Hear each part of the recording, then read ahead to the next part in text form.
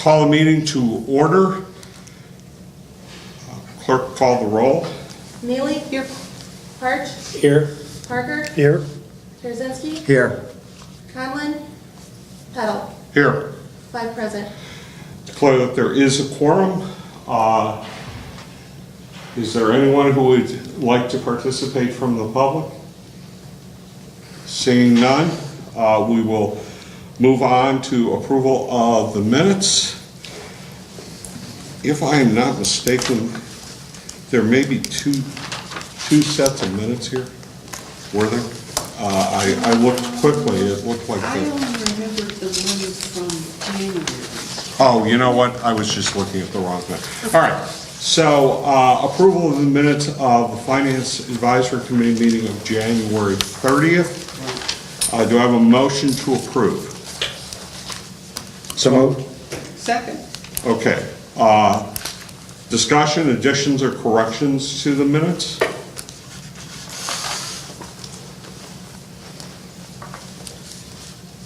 Hearing none.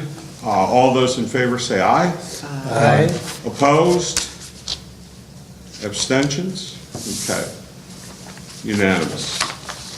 Okay, the next item is the report on the City Council's goal-setting session, which resulted in a number of definable priorities. And we will take that up at this particular point. Does staff have any guidance that they wish to offer, or any comments they wish to offer with respect to the goal-setting session before we discuss such as a committee? Sure. Really, for background for this group, we started the new budget cycle where we're going to have stuff at City Council and bring it to FAC so you guys are aware, and vice versa. You guys will make recommendations, we'll bring that to Council. This is really that first action.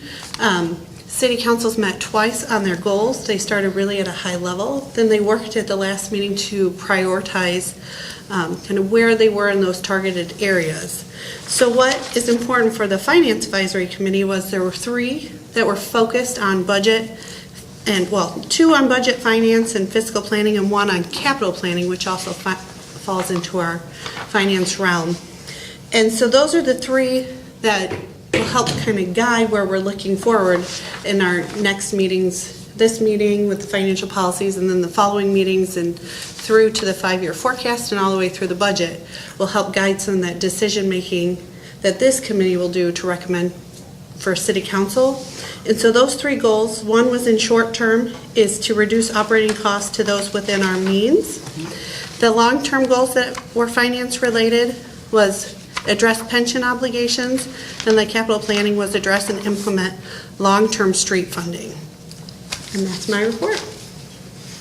Okay, and the only thing that I would note is that in looking at the backup for the meeting, the memo from staff to the Finance Advisory Committee contains a definition in the background, I want to say, of the difference between a simple and a complex. And that is important because without that particular definition, there might be some argument regarding whether it's simple or complex. So the reviewing that, the term simple is used to indicate that the goal can be reached using city resources only, while the term complex is used for goals that require interaction with others. For example, other units of government, the private sector, social service agencies, or consultants. I think that the only thing that I would caution us as a community about is the issue of pension obligations is likely to require quite a bit of interaction with the actuary, who is a consultant, but it's still an internal kind of thing, but it is something that we are definitely to be concerned about. So I'd like to open it up to the committee for their reactions and any feedback that we want to offer regarding these goals that have been noted by the city council in their planning process. Ideally, I'd like to hear from everybody. I was very appreciative, pardon me, that Carol Czar went down and worked with council to help them get started down at the library in that first session. And then, wasn't the cow where they discussed these, wasn't that a week ago yesterday? Was that a week ago yesterday? Last week, wasn't it? Was that it? Yeah. February 20th. Yeah, there you go. That, my husband and I watched it on television. It looked like it looked like they did a really good job getting things tighter and understanding more and coming to an agreement among themselves about the priorities and how to approach them. It looked just extremely productive. Now, it's a great place to start. I certainly don't have any magic answers, but I'm just really happy they did this, and it looks like they got a fine start. And I can't find any fault with these three things that we need to help with as we can. Okay, Ron? I would say I'm pleased with the goals as well. Certainly have to look at the capital improvement areas. And I didn't hear actually which of the goals is the pension, was the pension in the second goal? It's in the long-term goals, Yeah. The and it was long-term. address pension What page obligation. is that on in here? 2? Page 3 at the top, Okay. or page 3 of the report. Yeah, so it's page 9 of the packet.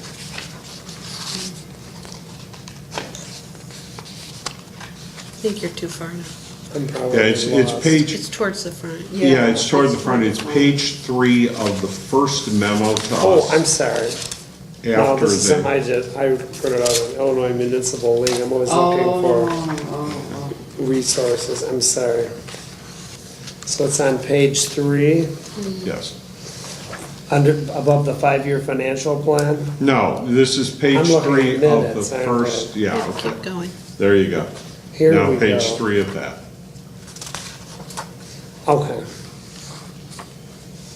I do have a question. Residential growth, think outside the box. What are they referring to there? It could pertain to a number of different things. I think the council's looking at how do we encourage more residential growth, single-family residential growth. And so our next step as staff is going to be, first of all, to look back to the 2025 DeKalb strategic plan. Yeah. Because a lot of these themes are reminiscent or already included in the plan, and to identify strategies and actions that go with the goals. So we're going to go back and look to see if there's anything pertaining to this particular issue. But with this one, I think what the council's looking for is what are some ways we can spur growth? And primarily, I think the biggest concern is on the residential side with single-family housing.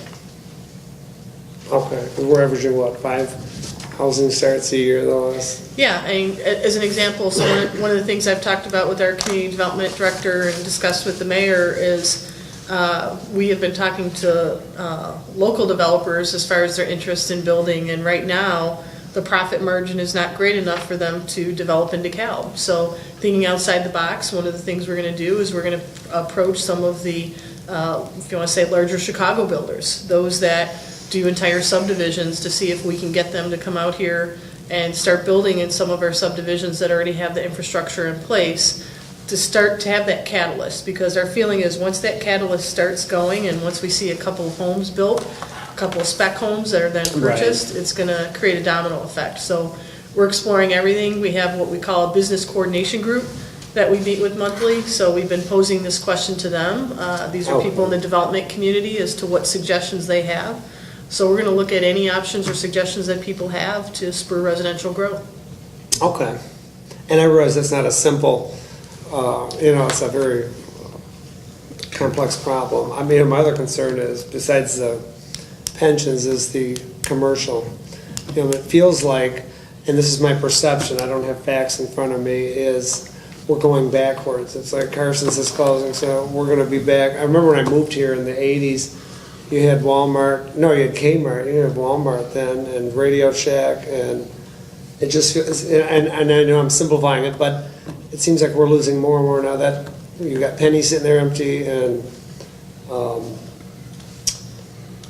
Carson's is closed, I don't want to say Bergner's, and there's nothing we can do about that because they're closing stores all over the state. So I'm not, I realize it's not DeKalb, but. Well, and you can in fact see that in the information that has been provided to us in backup. There's been a fairly significant drop in general merchandise sales, and The furniture, household, radio, and then apparel, right. It's kind of flat. Now, see, some of the things though is a matter of how different stores are classified. For example, all of Walmart's sales pretty much go under the general merchandise category, with the exception perhaps of their food sales, because there's a different sales tax rate, so that they can tell that. But there's really just one classification for a store, even though they might sell multiple kinds of things. But a place like a Carson's, a place like a JCPenney's is going to be general merchandise. And the largest retailer, the largest apparel store in the world and in the country is Walmart. So you don't necessarily think of that as the apparel group. But anyway, I didn't mean to interrupt. Oh, no, that's fine. All right, thank you. Steve? Yeah, I guess, I mean, I think this is a great start in addressing some of the problems. I guess how they divide it between short-term and long-term. I mean, I consider residential growth more of a short-term than a long-term problem. I consider the public safety, the crime, more of a short-term than long-term, because I think they go hand in hand. I think that's one of the issues we have with residential growth, the perception. Sometimes perception's reality. If people don't want to move out here because they don't think it's safe, for whatever reason, like that's an issue. But, Well, I think just responding from a factual standpoint, the definition of short-term was 12 months to 15 months to make, the major. Okay, then I thought I was talking about 5 year and 10 year. No, it's actually 12 to 15 months is Five what short. at least the It says original. 5 short term and 5 long term. These are the Well, short. Oh, that's the number of goals under it. that's the number of Okay. goals, yeah. Okay, well. So it's a function of, can you complete it in Yeah. 12 to 15 months? Probably not necessarily. That doesn't, I don't think that refers to the priority in terms of beginning to tackle. Okay. I mean, we can't wait to begin to tackle those particular Yeah. issues. It just might take more than 12 to 15 months to make a serious dent such that we get the kind of reaction that we're all seeking. Yeah, and I think it goes what Ron said. I mean, the sales is going, you need more people for the Yes. sales to grow. I mean, that's, And I think also, and this is one of those things that, I apologize for interjecting, but, there's always a controversy about whether rooftops follow retail or retail follows rooftops. And, generally, there's a belief that retail follows rooftops. I think But that's for new growth and a new community. I think that as a city, we need to take what Ron said very seriously, that we've now got some vacant retail property that now the existing residents need to actually go elsewhere to meet some of their retail needs. And one of the things that I encourage people to look at, because I understand that there's stuffing of the ballot box, but the latest edition of the Northern Star included the best of DeKalb. And I encourage you to look at what the readers of the Northern Star were voting as the best of DeKalb in a lot of areas, because it tells you a little bit about the concentration of demand and where they're looking. And there were some surprises in there. Some of it was proximity, some of it isn't. And I'm not going to give my opinion at this point, because probably most of you haven't seen that yet. But I encourage you to look at it, and look at especially the restaurants that they cite as the best, and the bars that they cite as the best. And you'll find out where those kinds of retail dollars are potentially flowing from what I would argue is the students' point of view, and it's interesting. It's interesting. Must be fatties. Well, I'll pull. Or don't, yeah. I'll just pull one out. Okay. What is the best Asian restaurant in DeKalb? Asian. Bees. Taco Bell. Never been to one. Defo. Fushiami. Oh, yeah. Fushiami. Oh. So that.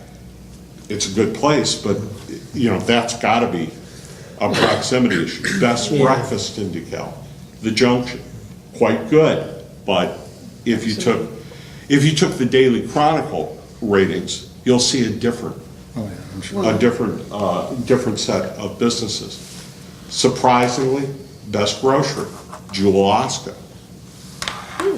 So anyway, it's that's just a more at 11 kind of thing. May I follow up on something you said, Steve, about the crime rate? That I realize that one story is not data, it's just a story. However, in the last few months, a couple who had lived in Aurora, who were empty nesters now, moved out in our neighborhood one block down, and they just love the place. They think it is great. They like our little neighborhood. They think the crime is low. So some of it can be the perspective of the individuals who might want to move out here. And I realize that one data point is not data, I know, but it could be that Well, there is a that- market segment out there that we could appeal to. Could be very true. Well- Depends on where people are coming from. And it also goes the other way when you listen to the testimony from the police, that other people whose intentions are not quite so good have found that, hey, there's an opportunity here because the crime is a little bit less. So, but you're right. I mean, it's all a matter of frame of reference There and you go, perspective. yeah. Hi. Hi, How we're are just you? talking Don't about be welcome. your ears burning? You might as well keep talking because everybody else does too. so. Oh, gee, I just walked in camera. Hi there, there you go. Everything okay? Yes, all good. Thank you. Good meeting. Thank you, Chief. Now, I did hear a very disturbing, I don't want to say, a story. And I'm sure the city's probably aware of this, there's 100 properties. Oh, yeah. What I heard was that they have a lot of property in Chicago area along industrial areas, and they want to demo these apartment complexes. And this is from a good source, I have no reason not to believe it. They are telling people they have a great place to move all these residents, Yep. which is DeKalb, Illinois. And my understanding is that there are some issues which we have seen borne out, that the police are on top of, that related to certain landlords not doing as much due diligence as some other landlords. Okay. Without diverting ourselves, let's move on to Tom, unless you have more, Steve. Do you have more? No, I'll come back if I come up with something. Very good. Okay, so I guess we have 3 assignments that were given out of the 10 items, and ours deal with budget-related issues, the capital plan, and what was the other one? I guess Pension those. funding. The pension. And pension. Well, that's budgeting. Okay, so from a short-term perspective, the budget is now, right? We're dealing with 19, and to construct a budget that meets the city council's objectives. They say operating costs to those within our means. I watched the last goal-setting discussion, and there was a lot of discussion about, fixing the tax rates and dealing with our means being what we have, sort of approach to this. So that, I think, is something that's going to come up right away. And the other issue about capital planning is listed as simple in that we do it ourselves, but without a revenue source. So, the fixing of tax rates, unless we can identify in our 5-year plan, looking at our comparable communities, where additional revenues can come from, that's going to be a real difficult task, obviously, to give staff a very specific set of recommendations. And then you have the evaluate city structure and organization as simple, but it's under long-term. But I don't know how you can segregate staffing from budgeting. So that'd be just one thought about that, is that those are likely to come together when we talk about how are we going to budget and meet the objective of living within your means as a primary objective for our committee. So for us to develop goals around these 3 things to send back, I guess they're looking for our feedback relative to these 3 items. And, we spent a substantial amount of time talking about all of this just 3 months ago in November when we left the budget.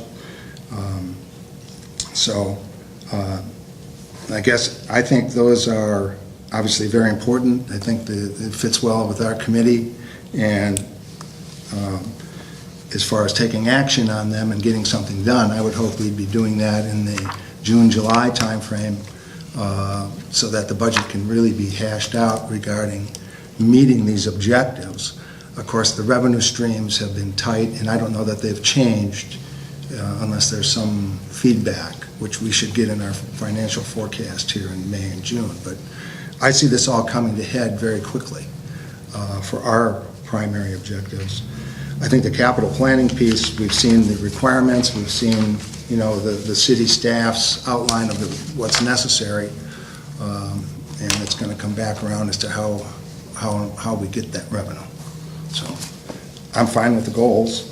I think they're much the same for our part of the story.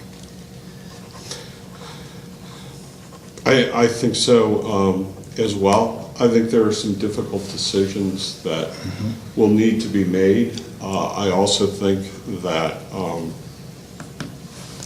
we need to dream but not hallucinate. Yeah. And, the bottom line is that, at bare minimum, with respect to pension obligations, we need to come up with a realistic approach that as a community, we're making progress on paying down that pension liability rather than kicking that particular issue down the road. And there are some tough decisions that are going to have to be made by that. And that right now is a growing liability as opposed to one that we as a community or communities that are comparable to us have not necessarily gotten control of. And you know how you do that is important. I will say that it is my opinion, okay, my opinion alone, that you should not let the pension obligations dictate what you do with city operations. There should be some separability with respect to those decisions.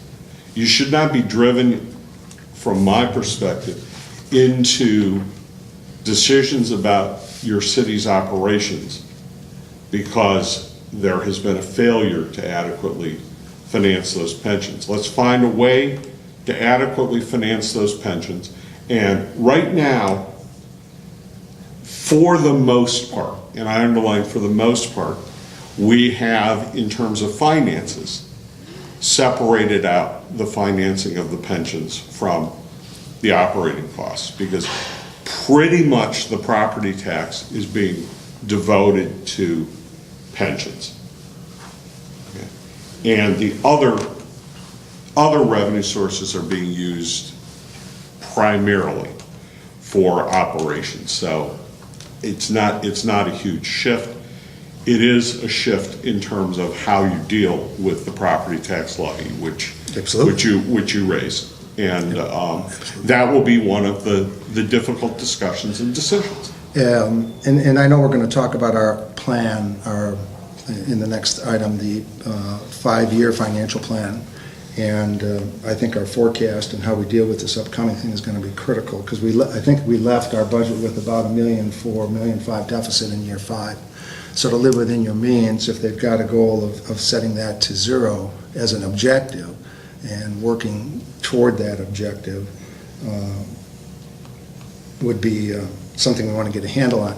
To help with this item, and I hope this is not it should be, in my view, a fairly easy task. To get a 5 or 6 year forecast of our pension obligations from our actuary is something I would hope they would provide us before, our May meeting, as an example. And I know they're going to look at me and tell me I'm crazy, and I'm going to tell them, make the assumption that all of your assumptions are exactly correct. Whatever those assumptions are, so we don't have to debate them, assume that those are exactly correct, and give us a 5-year projection based on everything that we know going forward for 5 years. So are you? The current staff, the current wage structure, the current ages, the current retirement assumptions, the current death assumptions, all the assumptions that they have to do. If we assume that those are absolutely correct, they should be able to roll a model out of what the obligations are 5 years forward. I don't know if it's 7% per year, or 10%, or 20%. Would the one that Chair Peddles asked for address that? Well, that's what I'm wondering. I asked for and this is a big piece of the puzzle. It's not exactly what I want to know, what our pension obligations look like if we added no new pension obligations. In other words, if we shut, that's a different question than I'm asking. Well, but it isn't, in the sense that 65 to 70% of our pension obligations are not normal costs. They're past, yeah, I understand. Right, and so what I'm saying is, let's be able to separate out one of the goals here is government operations, evaluate city structure and organization. Right. Okay? That's going to only affect the normal cost of the pensions. Yes, Because if you make a change, that'll affect the normal cost of the Right. pensions, which is a piece, albeit a third. significant piece. But I would like to know if independent of what we're doing now, what kind of hole have we dug ourselves into with respect to It's that past. the pensions? To the So, past, obviously. so it's one of the numbers that we need.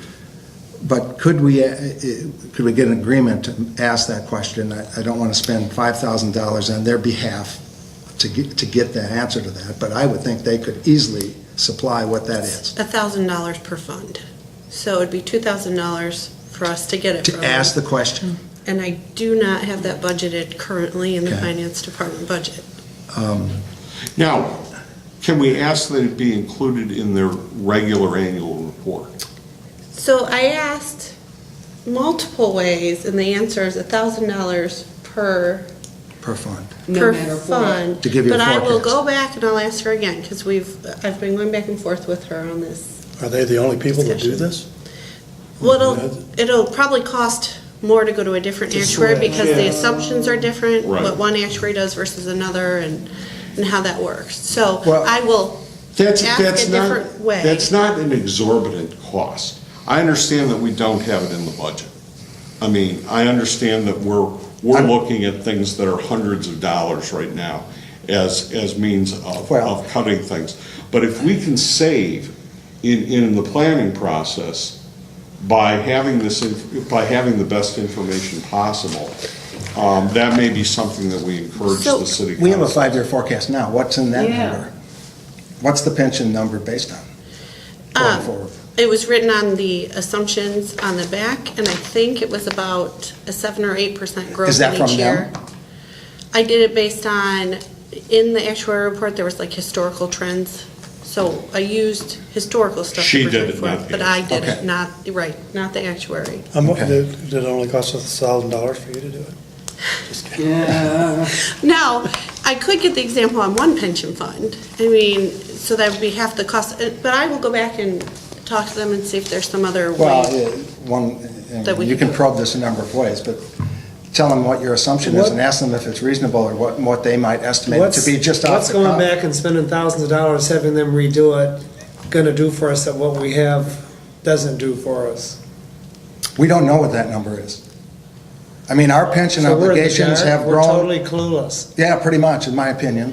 Oh, I don't think. The last numbers to this numbers Because it have feels grown like we by always get 200,000 or stuck down 300,000. on getting Yeah. more forecasts and more actuary. Am I not correct that last year was their first report? For Foster and Foster, yes, I think that was their first. Right, so I think they did not produce a complete actuarial report from the perspective of being able to do their own actuarial work. You know how we had the discussion about the assumptions, et cetera. I would like to see what they produce now that they've had a full year to develop their report. And that should move forward. Let me just go back and look. When did they come? They came in July, didn't they? Last year? Sounds about right. Does that sound about right? No, she came September, like That was in the 21st. fall, yeah. All right, well, Because I was here for all right, let me just look back and see if I can pull up the report and see what was in it. There's one, let's see if this is the one. There's one for October 5th. No, it was the first meeting I was at, which I think is September Okay, 21st. let me see if I can find it. I can probably look on the- There's 813. Oh, I see it, never mind. I see asset management plan. There's August. This is August, It wouldn't have been that one because I was, right? yeah, I was Yeah. here. All right, so FAC, that's 1028. I do see.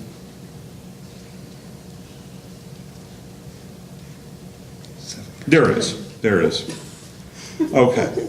Watch out. So let me take a look at what, all right, this is the amended agenda, and it does have You can the jump to it if you, does it have the high police and points? pension. There it is. Okay, so it's item number 5. It's about 500 grand a year is what's in here, it's 7%. Okay, Foster. I think it's 7 or Right. 8%, but I used off of historical stuff in there. And the numbers have been before. jumping all right, so new assumption, old assumption, new assumption. I agree with you. You would think if nothing changes, they ought to be able to hit a button. Exactly right. Okay, the,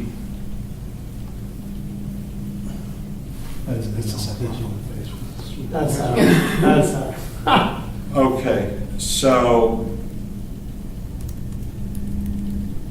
here it is. Schedule illustrating the amortization of the total unfunded actuarial accrued liability. 2017, it's 32,826. This year, 33,291, so it went up. Then goes up again in 2019, 33,700,000. So that one, 2025, 34,484, so it keeps growing. and it's growing at a faster rate. But then in 2030, it starts dropping to 31,568. In 2036, 20,277,508, and then 2041, it drops to 0. So that's also based on the 7.5% assumption in this report. Right. Correct. So that part in their report will have, but I was thinking you wanted more detailed report, and I had asked already to kind of go through it in a little bit more detail than those numbers. But as part of the report, we will have those updated numbers with the change in the percentage to the 7% investment return. Yeah. that's So we gonna will change get the game. updated. All right, and they have the projection of benefit payments. Those are year by year, all the way from 2017 out to 2044. So we have that. I'm not saying these are substitutes for what you're asking for. I'm just telling you Yeah. what we have. Because the question is, what do we need to fund? It has the percentage who are terminating during the year, the percent that become disabled during the year,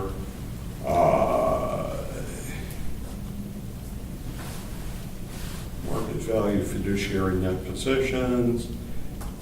Yeah, so, But what I have a draft of is the one that Chair Petal had asked for, as if everything stopped January 1. What is our continued obligation? Regardless. I just need to go through and make sure that, what she's given me is exactly what we've asked for. So that will come forward okay. to one of the. And then let's take a look and see what that looks like. Because that's the part that is most likely to grow. We don't have any problem as a city meeting our normal pension obligation. It's such a small piece of that we don't have any problem meeting that. And please, just for my sake, by normal, you mean exactly what? The normal pension obligation is a technical definition. Yes. And the normal, I'm going to use their definition. Okay.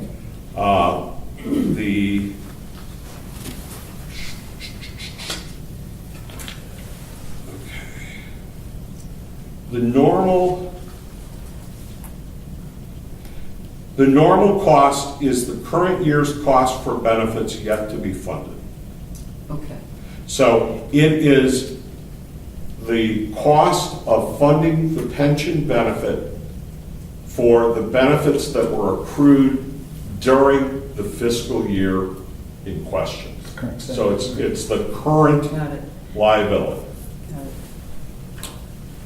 So the total required contribution is equal to the normal cost plus an amount that is sufficient to amortize the unfunded accrued liability over a period ending in 2041. The required amount is adjusted for interest according to the timing of contributions during the year. So I'm just going to look at the police.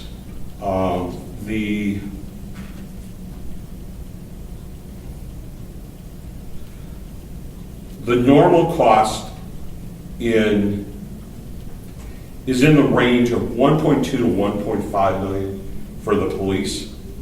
The unfunded actuarial liability was approximately $29 million, and therefore the amount that was necessary to amortize it over 24 years was going to be about $3 million, of which $1.8 million was to amortize the unfunded liability, and $1.2 million was to amortize, or was to pay for the current liability. So between 60 and 70%, depending on how you calculate it, is the unfunded liability. Now, in theory, if you pay the normal cost, that doesn't add to your unfunded liability because you're keeping up with that. So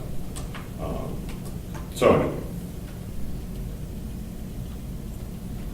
So we, once that gets vetted, let's get that report to the committee so we can at least see what they did with the unfunded liability and then make a determination as to. And see if they'll give you some kind of hint. Yes, we've been going back and forth, so I'll see Okay. where I can go from there.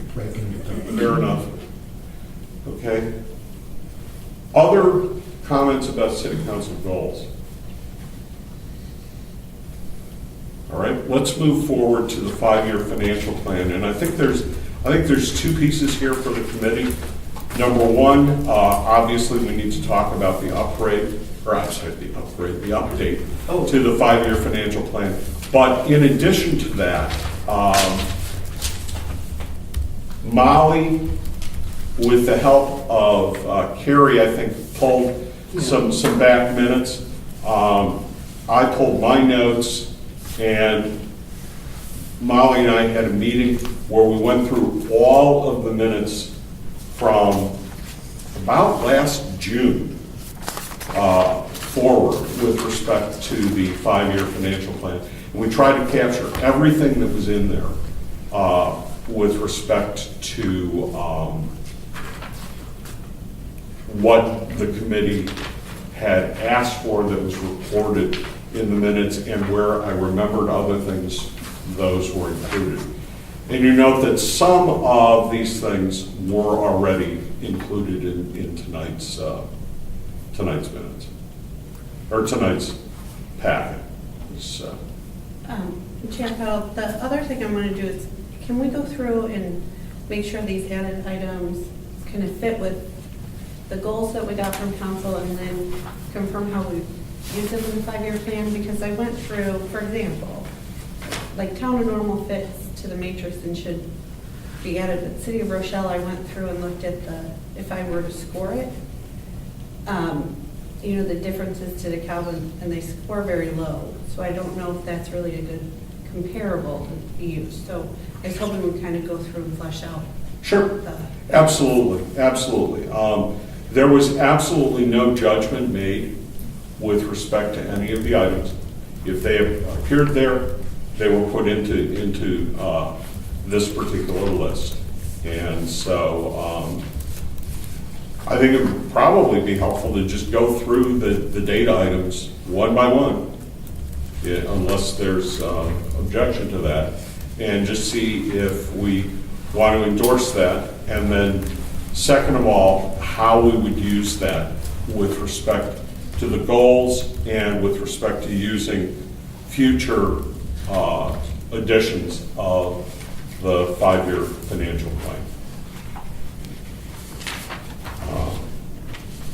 So I think what might be helpful is to kind of try to go through this quickly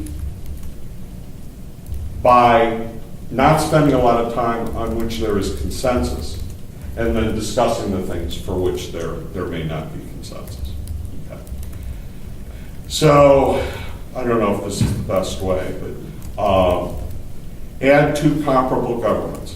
Is there any objection or any concern about adding the town of Normal? It's a great comparable, but isn't it State Farm that's there? No, Which- it's which one? Is Bloomington. Bloomington, okay. Is the one that has State Farm. That's All why right. they had Bloomington in, and that's Okay. why we wanted to put Go with Normal. Normal. By the Okay. way, something came up in a conversation in the last week that this was the first year in State Farm's history they're cutting back, laying people off. Never That was done on the before. news, yeah, yeah. That's because I had 2 accidents. Well, they did mention your name. Although that would actually create work for them. And they were able to subrogate, which even creates more work, so. Okay, all right, so are we good on the town of Normal? Okay, let's move on to City of Rochelle. As is stated there, it's not home rule, and also, a few years ago, a large pharmaceutical company hired a national site selection company to narrow down the choices to put an enormous pharmaceuticals warehouse up. And they got down to 2 choices, Rochelle and Aurora. Rochelle didn't make the cut because the crime rate was too high. I don't see that as a good comparison. I don't either. I can go through the rubric really quickly if you want. No, I don't think so. I mean, this is. Where it came from? I know where it came from, and there was a suggestion made by Ron about considering communities to the west. Yeah. And the one that was cited was Rochelle. I would say, for one suggestion to the west, and also from a university standpoint, I know we mentioned this before, in lieu of Rochelle, Macomb made more sense to me because of the university, and I think they're dealing with reduced student population and reduced economic development, and a lot of the similar problems that we have. That was what I thought about Macomb. Now, I know it's much smaller, but still. well, actually, I think the issue with Macomb is that Macomb is isolated. My first job offer was Western Illinois. Okay, so I mean, I researched the community at that particular time. And one of the things that I was told, now remember, this is, the early 1980s. 3 or 4 years ago. Yeah. I was told that I could, on a professor's salary, buy any house in Macomb, pretty much. But if I were to leave and try to sell it, good luck. They are a fairly isolated community. There's not another significant city nearby. They are very much a university town. And DeKalb has competitors. I have no objection to adding Macomb, but I don't think Macomb is really even as comparable as Charleston is. And Charleston's much smaller, right? But Charleston has Mattoon. Well, I don't know that Charleston's much smaller. Charleston is that university is smaller than some private colleges. Right, that's What was on the Eastern rubric? Illinois, right? Give us what was on the rubric again. I believe there was more to this than just university. No, so it was, do they have a fire department, home rule status, if college or university, what their population is, the distance from here, number of full-time employees, general fund expenditures, total expenditures, their EAV, square miles, total sales tax revenue, and median family income. So just to see where Rochelle was, I went through and Right. tested it. Right. And what's the list of comparables again? That Do we you have right that? now? Yep, let me get We it. don't, I can look it up, but I don't remember if Charleston's on there or not. I don't think it is. I don't think Southern Illinois was on it either. Right? That's really starting to stretch, because they're even in a different metro area. Yeah, Macomb would probably be better than that one.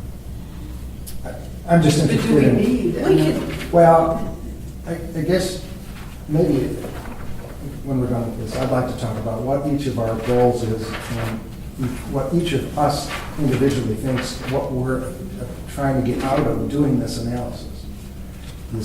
Of the comparable cities? Well, that and this whole 5-year financial plan. We're trying to do a strategic plan that's going to incorporate these things, and the comparables are there for a purpose. that's who made the list. So we have Carpentersville, Hanover Park, Romeoville, Crystal Lake, Streamwood, Wheaton, Rolling Meadows, Batavia, Elko No, that's Village. not the complete list. This is the municipal list, and then you have the Okay. college list, How many? Yeah, they're all which to the east. were Champaign, Bloomington, Urbana, and Charleston. Oh, Okay. Charleston isn't. Yeah, And I Macomb. thought I was. But there were numerous kind of data points on the Charleston one that I think were flagged, and then they weren't included on some of them. Mhm. Because they do have some abnormalities, that, because they're smaller, like, we didn't have the sales taxes and rates, and I'm not sure exactly why. And Macomb, actually, his population is smaller than Charleston. So, Charleston's 21 and Macomb's 18,000. Okay. All right, so I'm hearing not a lot of support for Cooper Workshop.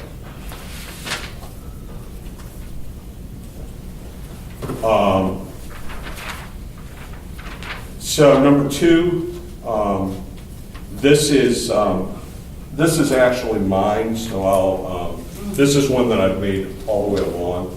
And that is that in an effort to not reinvent the wheel, there's a lot of 10-year comparisons that are in the comprehensive annual financial report. And the suggestion that I was making was that the 5-year financial plan should pull together information, even if it's published in other places, that the city has that allows the budget and the finances to be put into context. And so an example is something that was contained in A. Your top 10 employers, your taxable sales by category, and direct and overlapping sales tax rates, your top 10 property tax payers, which I think is what was included. I'm not sure we have the top 10 employers. We got the sales tax, though. Right, we got the property. Property tax, excuse me, property tax, yeah. And then we have the overlapping, Oh, here, Yeah, we have that taxpayers. too. I wrote it wrong. those are the principal. Yeah, taxpayers. Yeah. Right. And so that's changed over time, which is really interesting. If you look for the 10 years, which in this particular case, that may be sufficient rather than having to do it every year. You can see that there's been a structural change over the last 10 years in terms of who's paying the property tax. Frankly, I'm a little surprised that there's 2 apartment complexes on there. 3, Well, actually, I shouldn't say 4. Apartment complexes. I should say apartment, like Mason is Yeah. multiple sites. Right. University Village is actually pretty much one site.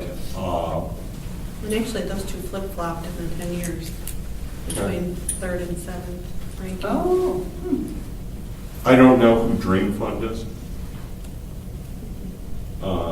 They don't exist now. Right. Okay, And then JLAO. got Nestle was added. right. Okay.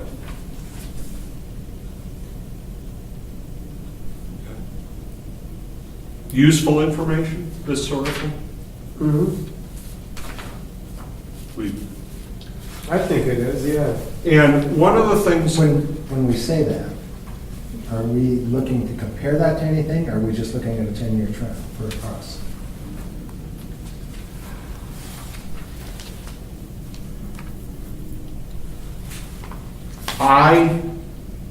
and again, this is one person's opinion, okay? I was looking at a 10-year trend for us. Because, and the reason why I say that is it goes to the goal with respect to residential, and it goes to the goal of economic development. It's fine. And so with respect to the sales tax, which I think we do have 10 years of data included in the report, I think that's really, really important because you begin to see how the structure has changed with respect You to mean these? Yeah. taxable sales for home rule and taxable sales by category. You begin to see where we've had ebbs and flows in the economy. Frankly, I'm a little bit surprised on this that there's been less of a drop in furniture, HH, and radio than I would have expected. I mean, we had a drop between 2000 and 2009, but it's been relatively stable since then. I'm actually surprised that lumber, building, and hardware has actually gone up over the last 10 years. People are fixing up their places and not moving around as much. Right.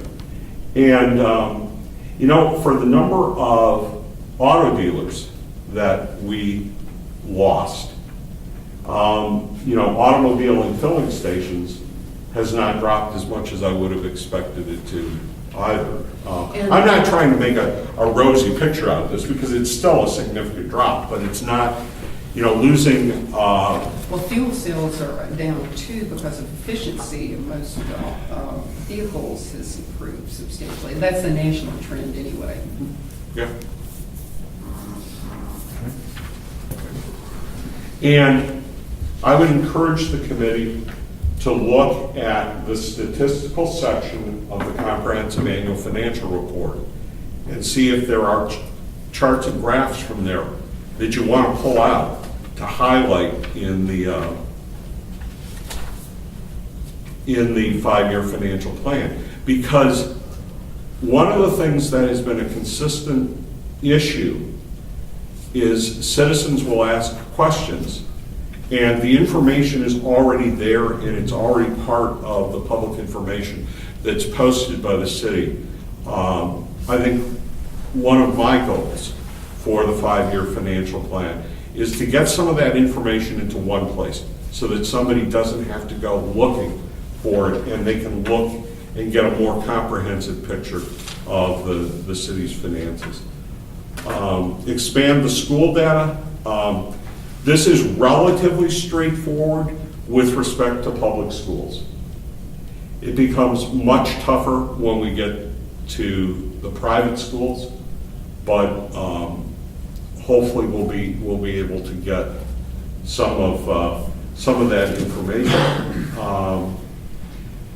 I had asked for the inclusion of the lunch program, particularly at the public school, because it helps give you a feel as a proxy, at least, for the poverty rate and how it's trending.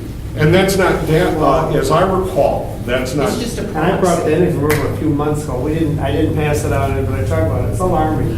When you look at Yes. our poverty rate for school lunches compared to other communities around here, so. Well, and the good.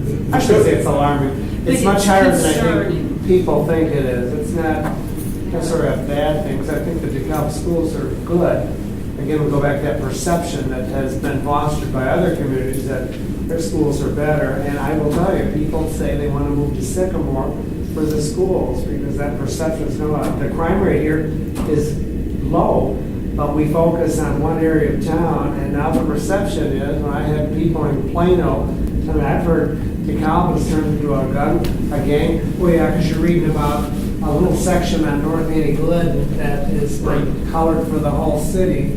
Well, and to be perfectly honest with you, I mean, Northern was actually involved in this from the beginning. The Illinois Interactive Report Card has this information by school, not by district, by school. Schools, yeah. So you can actually compare that information, and you should be able to get the school lunch data And the state by school publishes that every over year. time. That's how they look at comparing. Right, well, it's, yeah. And that's why I've been rocking, because it's so out of whack. What's going on with the lawsuit that's out there? Which one? Well, not that Jim Mason's involved at all, but the one The one about children that attending 80% schools of when they're kids don't belong. non-residents? Yeah, that type of stuff. Is that still, does anybody know, is that still active? Still I active? said the last Yeah. I heard they had a report they were reviewing, but They're it's not doing- public yet. They're doing a test right now. They chose 20% of the student population to examine as information related to the lawsuit, but they're going to examine to see what they find out from this investigator that they talked about 6 months ago. No. Yeah, it's still ongoing. So I have a question on this one. I understand that school lunch stats and poverty rates is where you want the comparison. How do you want that then compared to like city financial data, or how is this working into the plan for the city? That's the part I'm missing. I can do that comparison, but where are we tying it to help us kind of formulate the financials? Well, just my thoughts in asking for this were that the poverty rate might reflect on how much discretionary income people had to spend, and characteristically, they would families that find themselves in this situation would be likely to disperse their income fully. That's fine, but it might give us some indication of spending patterns. I'm sorry, I know I'm going around in a circle. How much discretionary income there was, and also on the other side of it, it might give us indication of service demand that would be expected of the community to help serve these families. So it's both sides of the equation. Well, the one thing that I'm concerned about is that I know factually that there's a meaningful number, and I'll just use that term. There's a meaningful number of students in the schools that are attributable to students attending NIU. Okay. And so I view that as a different population than the overall demographics of the community. And it can be hard to separate that out. If we can't separate it out, we've just got to treat it as a population that has to be served. I may be incorrect, but one thing that drew my attention to this was, I'll have to go back and check. I may have to say or stand corrected the next time I see you. But I believe within the last few years there was a significant uptick, because we've had students, NIU students with children for a long, long, long, long time. That, actually, one of the things, and I don't remember how long it's been, Lynn, but one of the things that actually changed was, we used to have on Annie Glidden Road, we used to have family housing. Yeah, I remember Mary Student Housing was over there. We're just north But of Lucinda. now over by the Convocation Center, they built housing that a lot of the students with children are in. Yes, So yes. it's become a more attractive and more supportive environment to provide living opportunities for those students. Now, I mean, we can look at, and that's been there for a while. I mean, probably 10 Yes, or at 15 years, least, at something like least. that. Yeah. But what we need to do is, we do, all right, let's go back for a second to answer Molly's question and see if you agree. The school lunch stats and this enrollment breakdown, there's two reasons why I think it's important. Number one, I think that it's one way to get a hold on an annual basis of potential changes in demographics Yes. in the community. And second of all, if you look at it over time, and don't isolate 1 year, one school, it's going to also tell us if there's anything that somebody who is a aggressive seeker of information about a community, whether they're going to see anything in that interactive report card that is going to justify not choosing DeKalb as a destination for their residents. And That's one reason the couple down the street was significant to me, because they were coming from Aurora and they were empty nesters. Their children were already grown and out of the house, so they weren't worried about the school system. okay. I think it's very significant, and the comparative data as to your ability to grow the community. I've said this numerous times, but from the standpoint of those who are going to build that $250,000 house, there aren't empty nesters. They're people with kids, or, be it professors or assistant professors or whatever. They're looking at the school system Yep. and the results of that school system. And if they see the poverty rate going from 10% 10 years ago to 60% today, and they see the report card result going south, Right. it's problematic. And, to change that is obviously not our committee's job, but to recognize it from a spending and cost standpoint and a median income standpoint, it's impacting Yeah. residential values, why your sales taxes are going down, all of the outcomes associated with income drop. And that's why I'm interested in median income. I know we're going to come to that. But I think this is a proxy for a lot of things. Well, and I think, yeah, I And the school system is a feature built into Zillow and probably those other real estate Oh, sure. search things also to give you reviews of the school system. They're right there.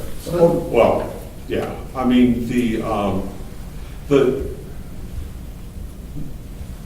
I think to go back to Director Talkington's question, okay, to some extent, we don't know what we're going to find, okay? What we are doing as a committee is we're putting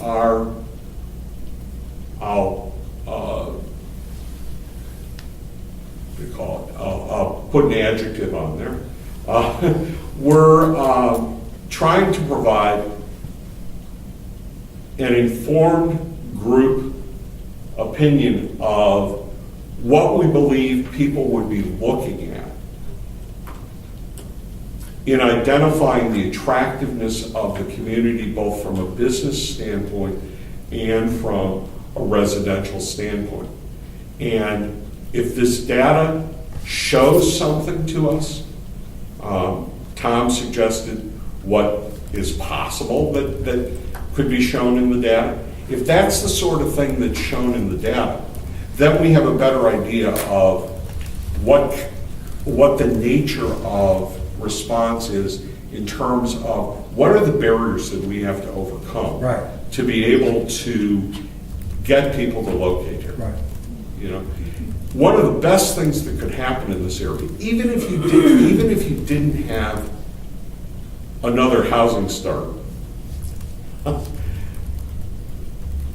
is if we could get the housing market such that this is a place that people demand to live, and therefore we start pushing housing values up because of the quality of services, the quality of the schools. That in and of itself, filling in and getting a stable population, replacing empty nesters with more younger families. But also, we have a lot of places in the city, for example, the townhouses along Glidden Road South by the golf course, that are perfect for empty nesters. We have a lot of places in the community that are attractive, as long as we have the community that will be able to support the needs of people at different stages in their life. So we don't know necessarily what we're going to find, and this is an iterative process. Yeah, no, absolutely. Yeah. So let's move on. Go ahead. My question about that too is, are you going to look at that from a comparable city standpoint? Or is this just going to be ours? I think we start with ours Okay? because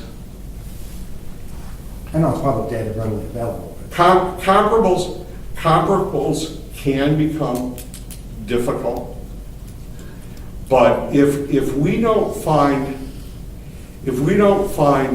a trend that's going to be helpful in terms of self-assessment,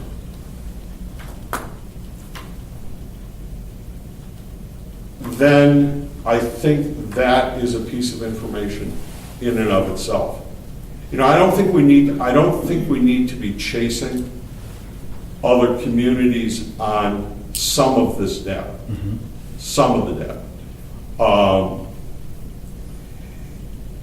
And I'm specifically talking about the school data.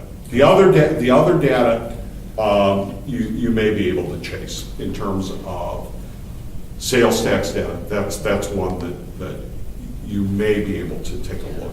I believe the percentage of students participating in school lunch programs is widely available nationwide. Oh, I'm not questioning about whether it's Available. widely available. Okay. We can do that. The question is, what's going to be the unit of analysis? And that's not a trivial question. I mean, I think that school-to-school comparisons are going to be very, very difficult. oh, I was understood just that. hoping for the No, district. I'm just saying, and, Or 28. but, when you have a large district, and I'll give you an example from the district that I grew up in, Community Unit School District 300. If you look at the district-wide data, it's going to hide a lot. It's going to hide a lot of the stuff that we would be interested in, because it's one of the larger geographic large school districts in the state, in that it goes from Lake in the Hills south to part of Elgin, and then it goes west all the way to Hampshire. And it includes NIU Hoffman Estates.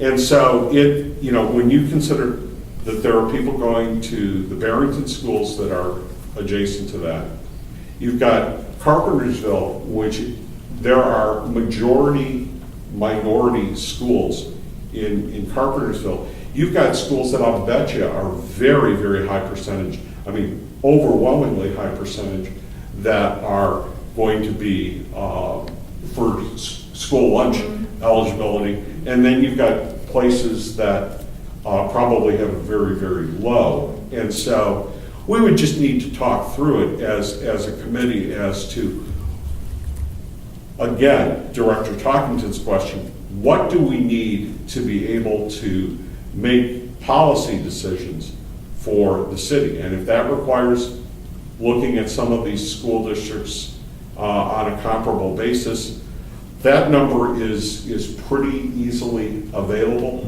And the other thing that we have to realize is that there is some upfront cost to doing this, except for stuff that comes straight from the CAF Stuff from the CAFR, you can drop a year and add a year. But if we were to do school districts and we were to do them over time, even with 2 time points, you're gonna have to build that data set first and then iterate it each year.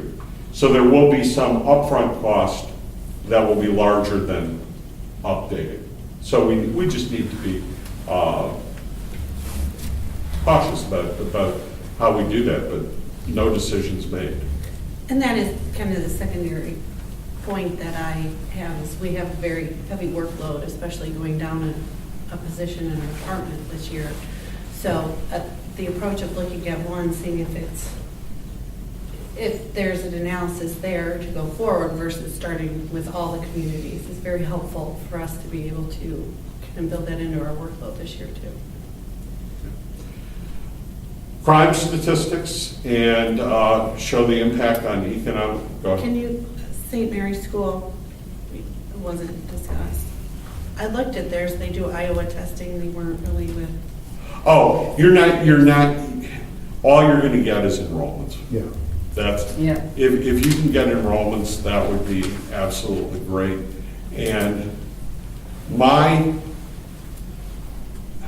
hope is that we would be able to get numbers for the entire area for the Catholic schools from the diocese, I hope. And I looked on their website, I wasn't even. no, reading we need but we'd have to, to we figure need that to out. call somebody. I'd call the principal, Roseanne, and start with Yeah. that. She's very Yeah, she's very nice. outgoing and friendly. You know, frankly, some communities include Catholic schools in their thing. DeKalb doesn't, but, because the reality is, and I've heard, I don't know, DeKalb schools are increasing. I'm gonna guess why, but that their enrollment, because there was a concern there for all whether they would even make it, or, and I've always questioned since I moved here, why we have 2 Catholic schools, K through 8, Sycamore and DeKalb, would it have been more efficient as a school system to combine them, but, yeah, she's good, she would help. And she's worked at both schools. She has, yeah. And I would start with that. You're right, you're gonna be limited on what they're gonna share, but, I think- and the reality is, they do have, you know, we just attended a fundraiser a couple weeks ago, raising money to help fund people that want to send their kids there but can't afford the tuition to help, and they get lower tuition, but you still have that money to go there, so, you know. Right. And they're still paying, you know, they're still paying their school taxes as well. so. I know, yeah, but there's a tax credit for. There's a little tax credit. It's- not, no. It may not seem. That doesn't tip the balance if somebody's gonna send their kids there. Oh, no, it doesn't tip the balance, but when you talk about the availability of the tax Yes, they are credit, getting. you're talking about, you know, because I took it, I didn't believe in it. I mean, but- that's like comparing companies that don't pay tax. I mean, in the scheme of things, I think it's much ado about nothing. Well, it protects $10,000 of income.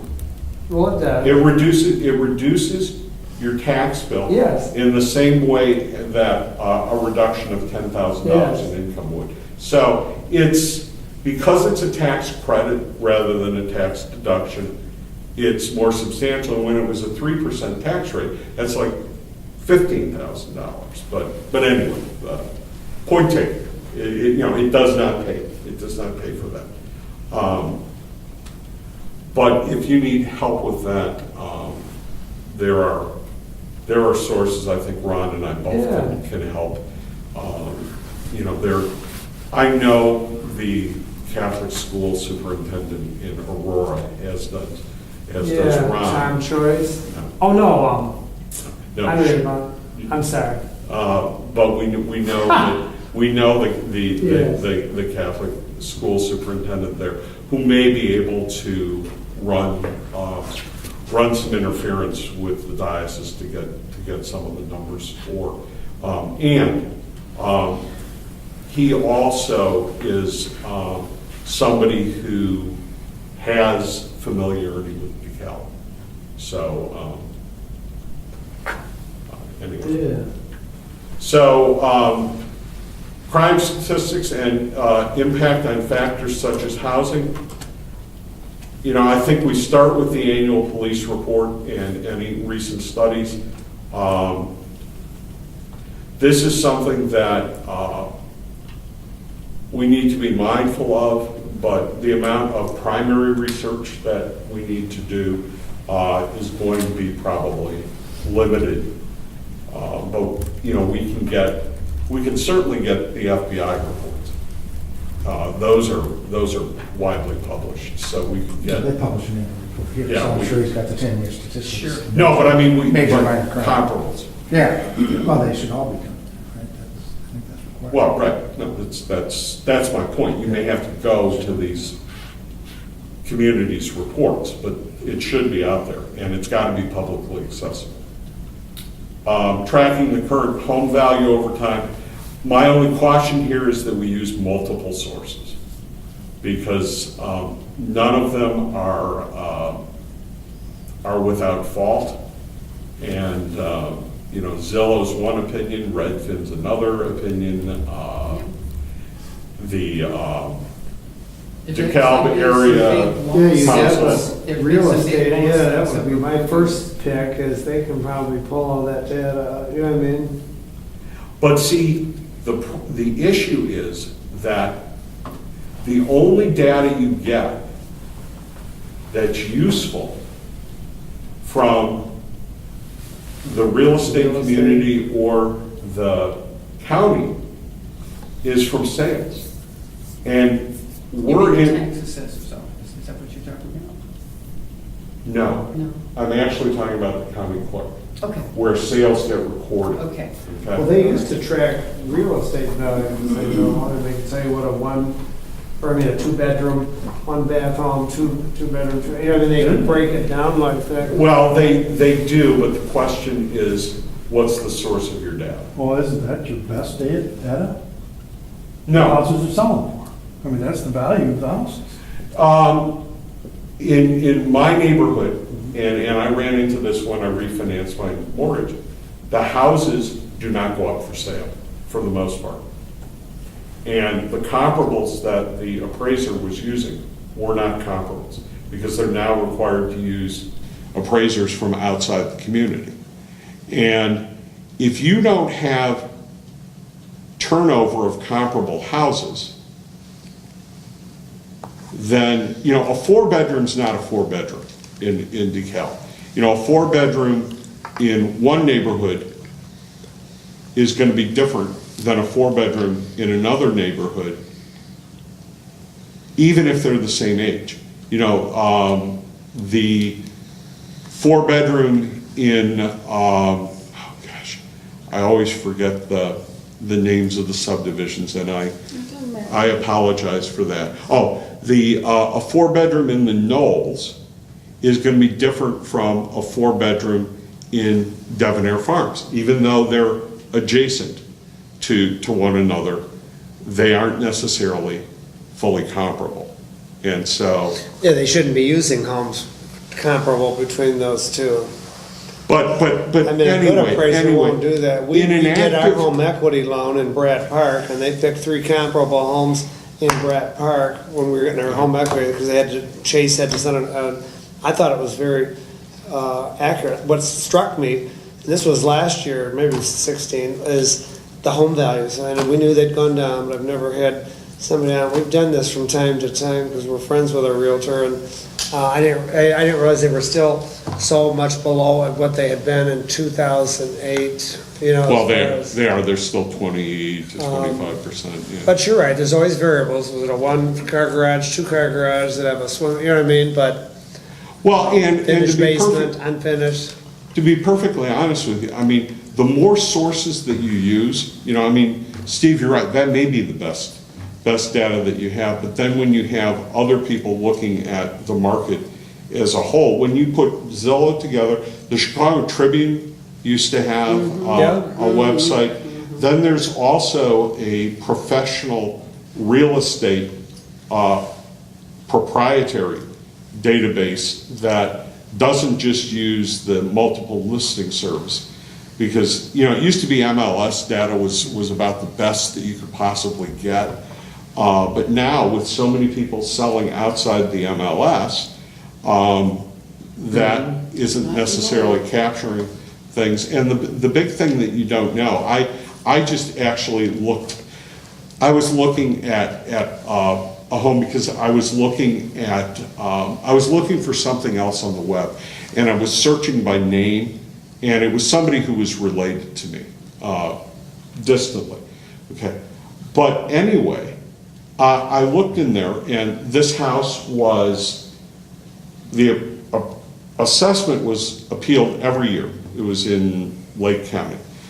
It was assessed, and they would come to an agreement that the house was worth about $2.7 million. The recorded transaction price on the house, the last recorded transaction price on the house was sold for $5. Well, we all know that wasn't an arm's length transaction. Something else was going on there. But the public records will show it as a $5 transaction. There was a house a block from me that sold for $110,000. But the costs of bringing it up to occupancy standards, and my subdivision is only 20 years old, okay? The costs of bringing it up to occupancy, because I know the owners, was about $80,000.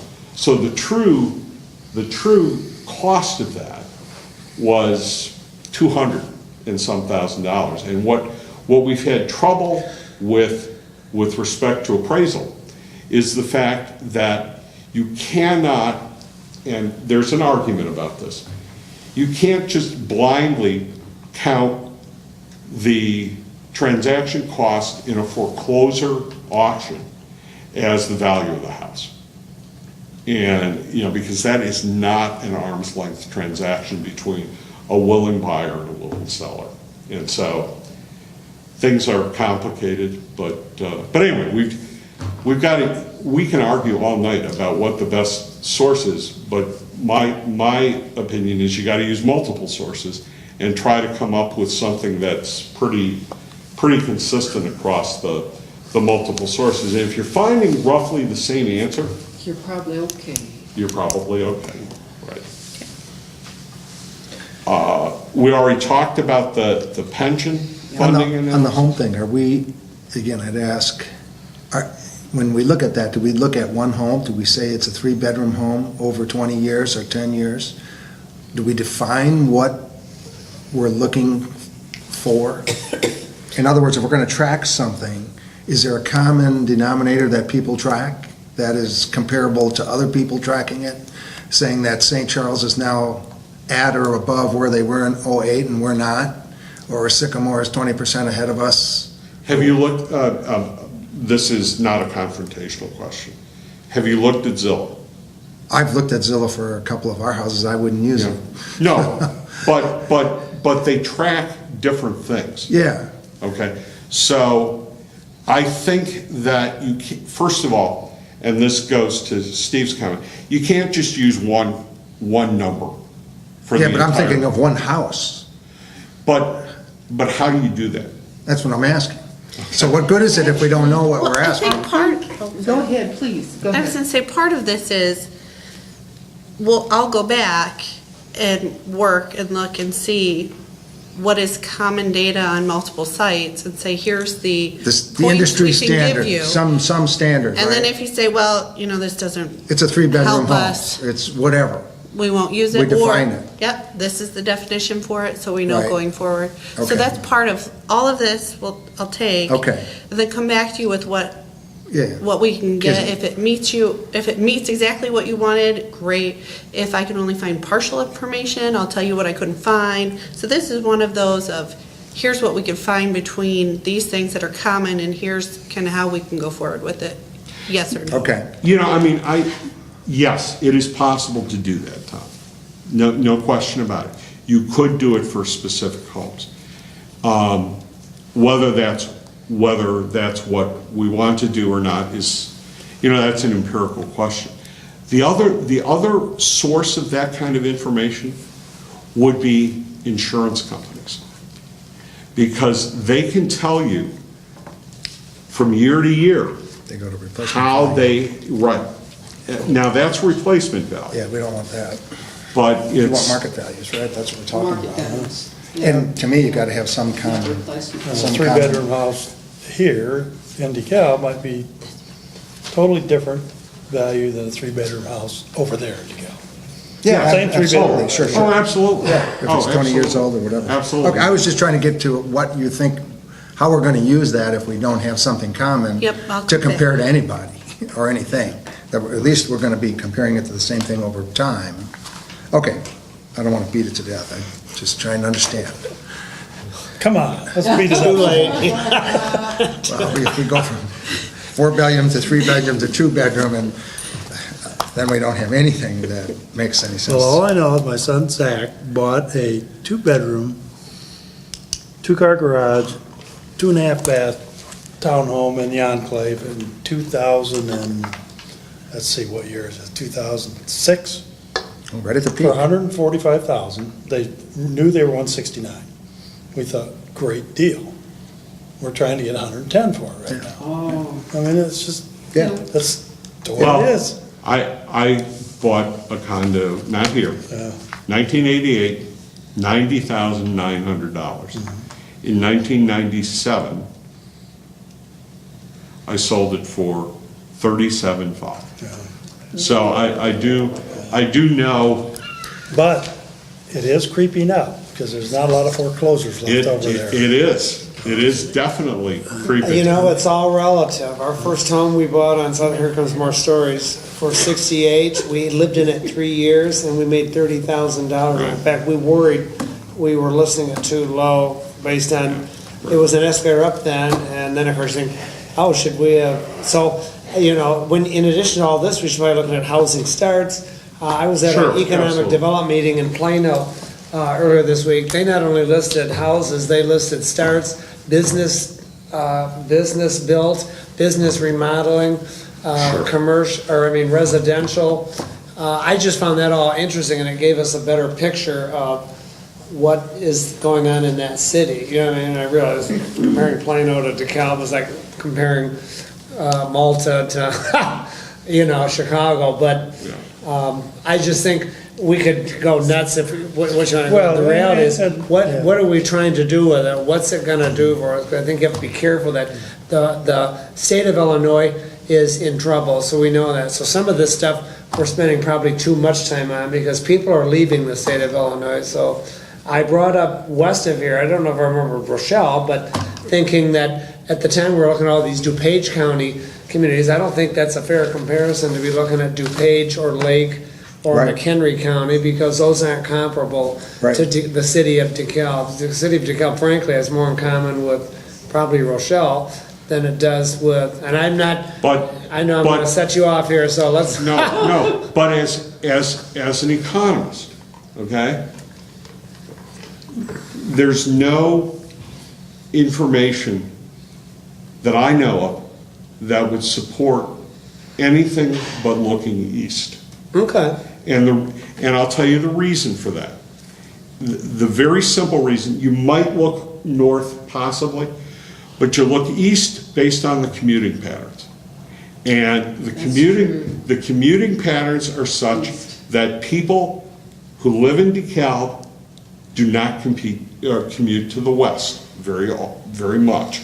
They might commute No, as far. the people that live in West commute to DeKalb. There's a lot of people in Rochelle commuting to Right, DeKalb. but that doesn't There's help a lot of people us. in Rockford commuting to DeKalb. There's a lot of people in DeKalb commuting to Rockford, so. Well, there are some. You know, there yes. was a short time we There were are part of the Rockford metro area. They took us back out because Not the in number of 30 years, commuters. but- Pardon? Yeah, not in 30 years, but. No, it's been less than 30 years, Mike. I had somebody come to us in Rockford and talk about it. He was, I thought he was from Northern, maybe it was another university, but and I'm not gonna get, this isn't why we're here. No, I mean, the But Rockford, We were for a short time part of. fiscal. yeah, Now the we're kind of Rockford an excerpt, we're by MSA, ourselves. since 1990, the Rockford MSA has been Boone, Winnebago, and Ogle. And Ogle.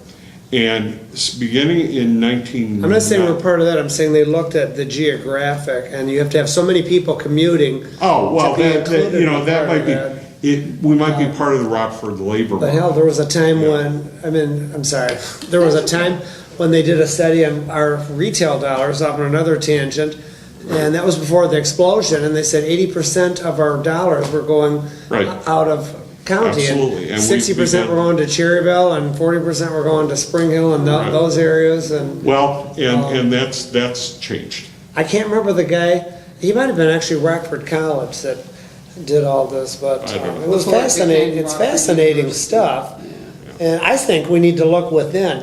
It's good to compare outside, but I think, going back to what I was saying, there's so many people, I mean, we're gonna be really surprised that the state loses maybe 10% of its population when they do the next, all you have to do is talk to the people. Yeah, but You don't believe okay. that, I know, do you? I don't believe it. I believe it. And I'll tell you why I don't believe it, okay? And this is another thing. We don't go by what people say. No, we go We by go what by they do. what they do. And I work with a population, and I can tell you, I've seen a number of people that have left the area because they're tired of, for whatever reason. I remember back in the December of '07, finding out our state, that our economy was in trouble because I had contractors and business Right. people and telling me that what they used to have was right on. Lo and behold, 6 months later, we're told, we could see when George Bush came out, the economy was crashing. So I think sometimes what we know and what we don't know is Well, here's Different. what I was, the only thing that I was going to challenge is, people may be leaving the state of Illinois, but it's not because of taxes. no, I didn't say that. No, I'm just saying, that that's was what a lot of people are claiming. Jobs, Well, yes. some are leaving for that reason. Well, there are We're some. the 54th highest tax county in the country out of 3,864. You Property- can't deny property it, but tax. they looked at all of the taxes, so. Well- Again, the perception is we're a high-taxed state. There's a reason, But we're not, The factual information. no, we are. We're not a And high would you tax tell, state. would you get in front of 1,000 people and tell them we're not taxed enough? No, that's not what I said. What I said is that when you look at the data. Yes, I and you- know, we've and you agreed on that, approach- we've talked about When you that. appropriately Yes, standardize it, Illinois is in the middle. we're of- about in the of middle, pack. yes. Yeah, that's it. I agree with All that. right. Adding the staffing history for the city. I think we're all agreed that that's something that we want to do. That's something that we've asked for. I thought we've done that already. We have. Didn't we get a but- presentation on that for like the last 10 years of the staffing? Yeah, it'll be in the data. What's our But goal? there was What some is our goal noise, for there the was some staffing noise in history? that. And there was some more noise. Why are we bringing that up again? It's just gonna be part of the Just to data. include it. I mean, it already is included, Yeah. right? Yeah, it'll There's be in some here. staffing in here, yes. Right. What would not be in there that will, good? Well, let me I'm go sorry. back to what was- Some of it, Ron, is that it's not in the 5-year financial report. Okay. That's all You're just that. saying projections. No, what I'm saying is, yeah, we publish that, Actuals. but let's put the stuff into one place. Okay. Make it a one-stop shop. Yeah, make it a Okay. one-stop shop. So even if we've asked for it and okay. put it I see in what another you're saying. place, what I'm saying is if we're Let's gonna sit do by the 5-year itself. financial plan, we need to have the information about staffing. Okay. If for no other reason to talk about the structure, and the organization. Yeah, which we're gonna deal with in May, June, so it's Right. coming quick. Exactly. In no time. Tom? Go ahead. Well, some specifics that I had suggested that I'd like added if we can. And I guess this goes to my perception of what we're after. What is the purpose of doing the comparative and doing the analysis? I am dedicated to this process to the extent that we get something out of it. And we have a $3 to $5 million hole that we all understand between capital and pension and fleet and operations. So I'm looking for efficiency. I'm looking for some community that's fixed the problems. And how did they do it? If they said they needed to grow, how did they grow? Did they grow with having the same comparable school problems that we have? And how did they overcome that? Is there a tax rate that they're getting that we don't have? Are they doing roads a different way than we don't find? That's why I'm interested in having all the tax rates, every single revenue stream compared. And I know we did this 5 years ago. But you Kathy have- did it, and it was in a nice big chart.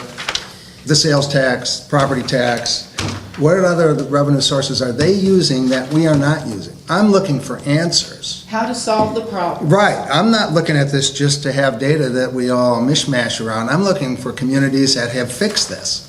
And if they have lower policing, lower fire costs, lower medical costs, lower any costs than we do on a per capita basis, per median income basis, or some other common denominator that will drive us to find solutions other than to sit here and go round and round about how we need this and we need that and we need higher taxes. Show me where somebody else is getting higher taxes than we are. Okay, To so- your point, where there's very few that are going to have higher rates than we do. So my I want to question- stop the circular discussion and try to get to some solutions. There is revenue data for the comparables already in here. Yes, there is some Different revenue. Taxes, different Right. amounts. Right. Now, So- the other thing specifically I asked for is department headcount, So the other fire, part of the police, staffing, admin, and I know that's going to drive, some people have sanitary, to your point, some people have sanitary, some don't. Some have libraries, some don't. Some have park districts, some don't. We need to, when we're doing comparatives, to get value, we need to understand that data. so part of this already includes the FTEs at the different cities. And gross. But by the department data, I don't know, when I looked at this process and from what I've understand with city council, the city council is going to set the service levels, which drives the divisions and the departments and the staffing. We're looking at the funding. We're not looking at these staff positions at this level. Well, You're if we're going to looking do at a what budget. council said. I disagree. If we're going to be talking in 6 months about a budget that has to be balanced for 5 years forward, under our existing tax revenue streams that we have, this organization structure analysis is going to be an essential component to see if we're out of line anywhere. But that's what's happening at city council. But they're not going to have the data. That is such baloney. They're not That going to is have. such baloney, because everything starts with the service levels. Yeah. And the service levels should not begin at the city council. The service levels should begin with residents who come to the Finance Advisory Committee, and then we make the recommendation on service levels to the city council. That is putting the cart before the horse. How do they set the service levels? They throw a dart at the wall. There are service standards, and I doubt very seriously that they're considering anything but cost. And you know, the suggestion has been made, which I do not support, okay, that we need to do a citizen survey. Well, this is one of those areas where there's not enough feedback from citizens with respect to what service cuts they're going to accept. Yeah, I agree with that. If there are That's the wrong way to do it. standards, it seems logical that we should, and the city council also might be well served by being attentive to the standards that have already been set up. But see, For service levels. part of the problem is that we've got people, including professionals out there, who say, for example, you can cut back your fire department staffing. Your fire department is overstaffed. Okay, and this doesn't just go for DeKalb. And it's absolutely ridiculous. I mean, I was at a professional meeting presenting about fiduciary responsibilities of elected officials. And I said, you know, there are minimum staffing levels for public safety. And they said, well, you can ignore those because that's what mutual aid is for. Well, no, mutual aid is not for making up for deficiencies in your staffing of your police and fire departments. You know, you need a minimum amount of staffing. And this has been a union issue from community to community about what the minimum staffing levels are, and especially in fire. And, you know, the bottom line is DeKalb is pretty darn efficient with the way that they run their fire department. And I would bet that most citizens do not know that when a fire engine responds to an EMS call, that they are getting the full services of EMS except for transport. That we run paramedic engines in DeKalb. And so if an ambulance doesn't respond, you're still getting a paramedic response, and an ambulance will get there as quickly as possible. But there's a visual and there's a perception. And frankly, I don't trust people who have control over the finances making service level decisions on their own.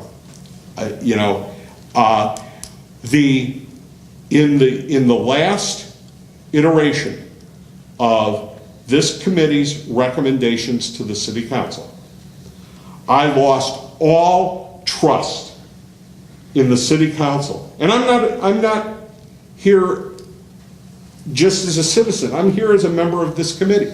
It was a slap in the face that essentially they ignored almost all, if not all, the advice of this committee. So what is the answer? The answer is we're going to have a rogue city council that is going to constrain the Finance Advisory Committee by saying, you know what?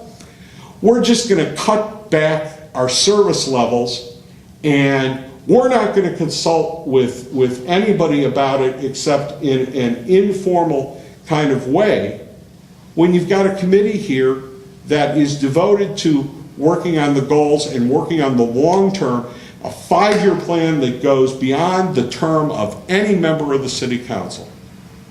And it's not right. It's not right. I'm probably overstating it in some ways, but service levels need to be discussed in this committee on an equal basis with the city council.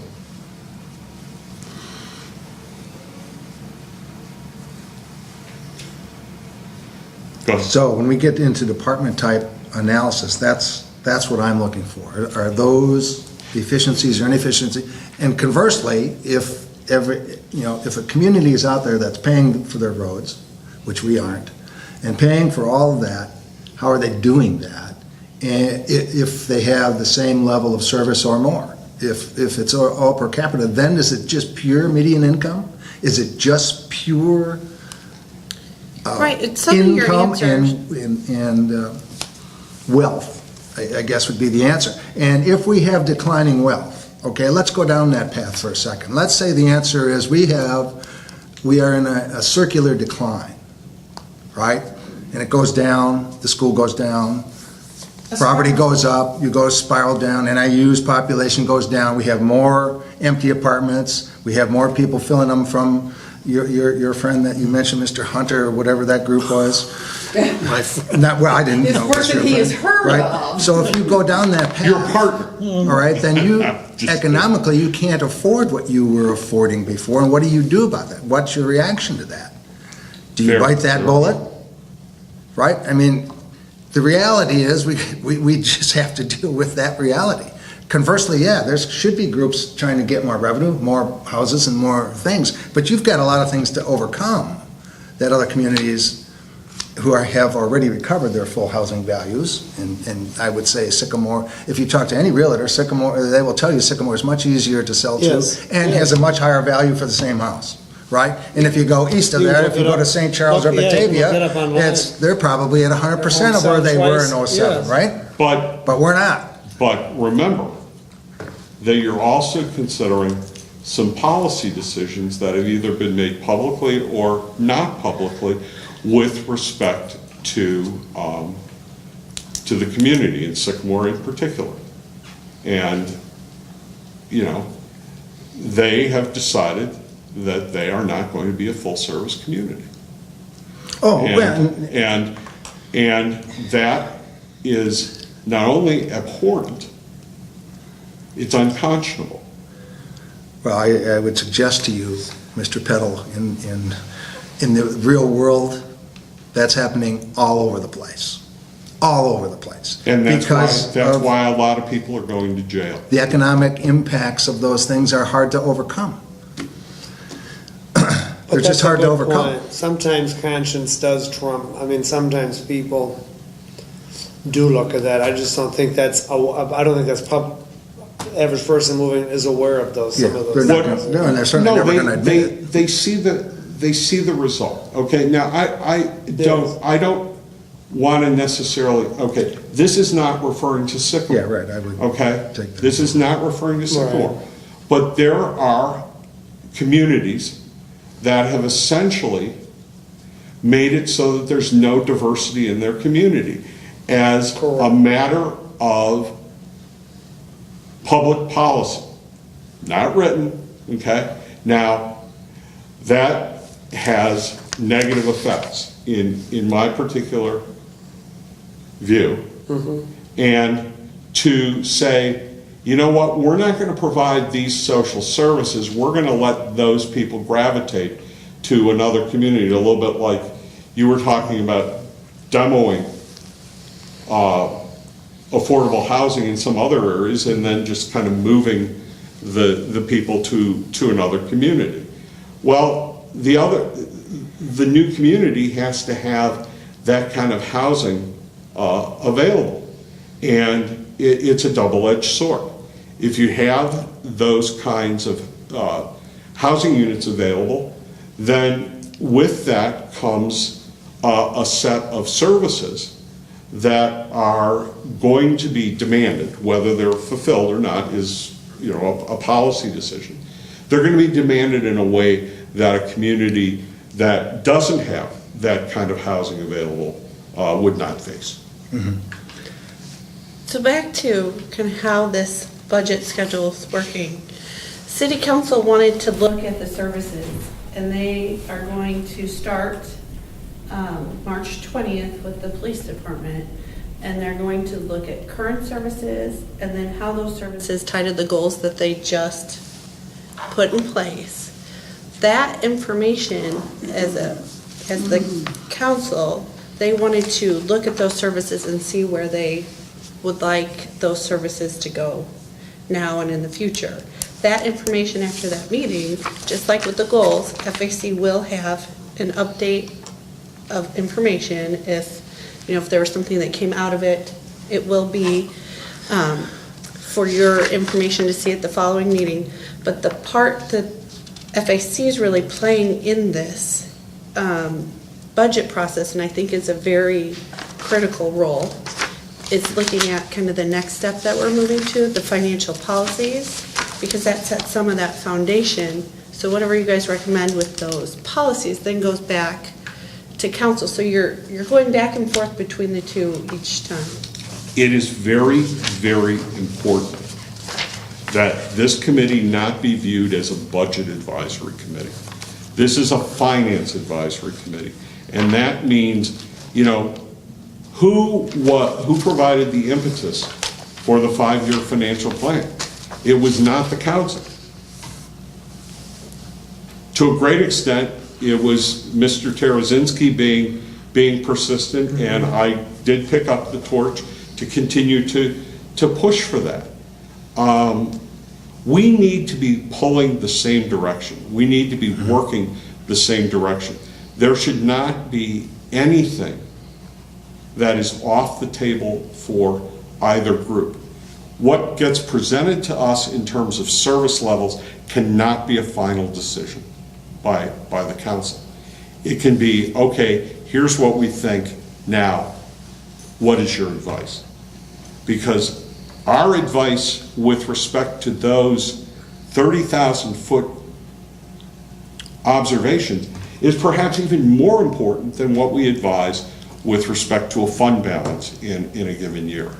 And while I'm on that topic, let's go back to something that Tom said earlier in the meeting. We know that we're in an unsustainable situation. Our financial plan leads to, what is it, a $1.5 million hole Yeah. at the end of what we consider to be a plan? Right. To plan for a 1.5 That's not a plan. No, that's not a plan, that's, That's just a poor plan. It might be one for the Titanic, knowing Right. what the Titanic was going to encounter. It's the first iteration, and we should now solve the equation, Okay. Fair enough. in my opinion. Okay. Humble opinion.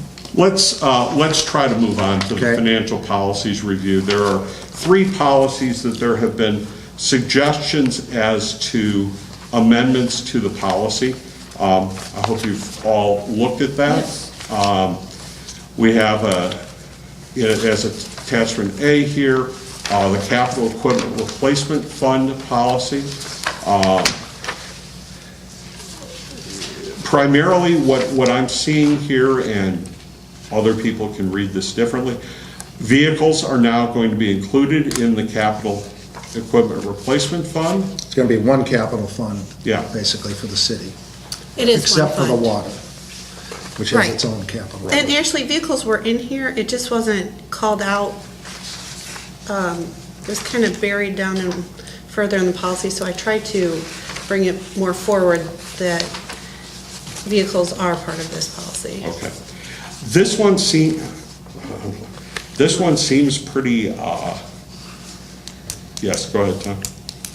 It talked about the revenue that's going in there, right? In one section here, did it not?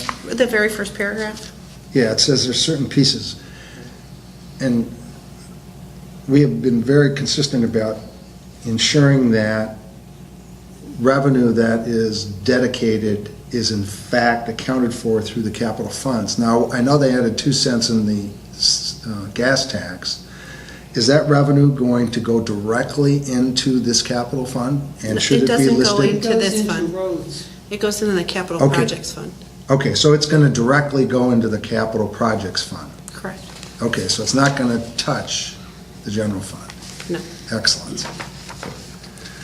But no, it's not included here. 'cause it's And not part of the again, the capital just for those listening or watching, the capital projects fund is not the same as the capital equipment Yes, replacement right, fund. I should have. Okay, just to clarify. Can I get a motion to endorse these changes? These seem to be so minor. moved. Second. All those in favor? Aye. Opposed?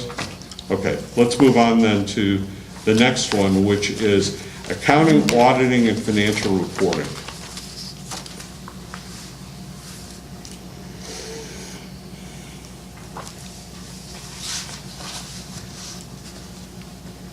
The main changes in here is because we're going to a new financial software.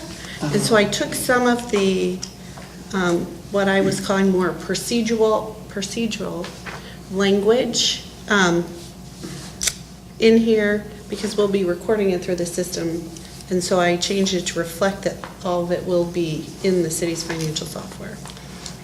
When is that going to happen, Molly? The new software? The hope is we will go live on January 1st with, and have. You missed it.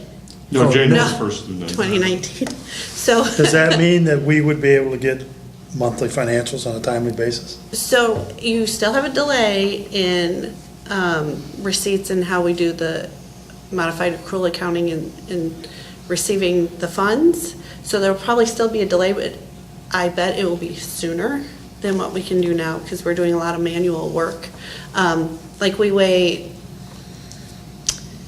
so there's some delays in revenues like restaurant bar. If you go to a restaurant bar in January, you pay the restaurant bar in January, they remit to us in February. So if you want to look at actual January sales, which is what we do on some of the reports, we have to wait until we get through February to then show you what happens in January. But we will go through and take, how do we do the reports now, look at how the system gives us reports, because we might actually get better reports for you that So, provide but more data. theoretically, you could get an up-to-date cash basis report, Yes, Yeah. Oh, cash basis, yeah, which is, yeah. you could do a cash basis, yeah. So we'll look at all of that with this software, because you're right, we want to get more and You better could- data out. You could do a preliminary report, but it, it wouldn't meet the accounting standard of matching revenues with costs. So the final report would need to follow modified accrual, but you could. well, you could yeah, get a- but I just think You could get a cash it'd be basis report valuable immediately. to see that. You'd have I a mean, feel for it anyway, yeah. Molly, I have a question. I am really confused by the last red section. Hold on one This second. down here, Yeah. Unless an extension is approved by GFOA due to unforeseen circumstances. What is GFOA approving? general financial, No, what are they approving? Oh. They are not a regulatory body. Well, we have it here, where is it, that we will do the GFOA awards within the 90 days. And Okay, so that's, so you can change this language. I was just trying to. no. All that I'm saying is that this relates to the submission for an award. It really doesn't have anything to do with the city's policy with respect to producing its CAFR and its management letter. And My real concern on it, and I was trying to tie it to something, so, I wouldn't just come back to you and say, oh, we need an extension. There's at least some basis that they won't just let you do an extension for no reason. You have to have some certain reasons. I was just trying to tie it to some reason why we might have to come back for an extension. But there's nothing required about submitting, even though it's a good thing, there's nothing required about submitting the CAFR or the budget for the GFOA report, or for the GFOA award. Right. Okay, so I think we need to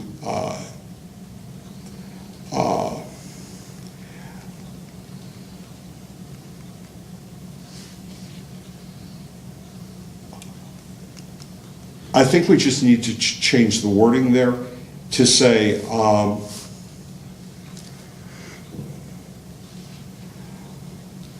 unless, It ought to have a separate section almost. It really should be divorced from what is the accounting policies, in my opinion.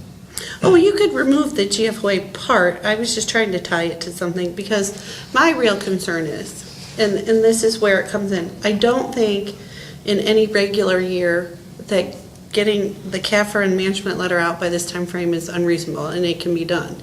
Now you have the unforeseen circumstance that I see might be likely is we're changing software, we're in the middle of doing a bunch of stuff that might cause us to delay or not be able to do the report after 6 months because something happened. Not that this is something I would ever come to All you right. for unless something is really out of I have practice. a proposed solution, I think, okay? The city, as a matter of policy, will submit its budget, its popular annual financial report, and its comprehensive annual financial report to the GFOA for consideration of their distinguished presentation awards. Period.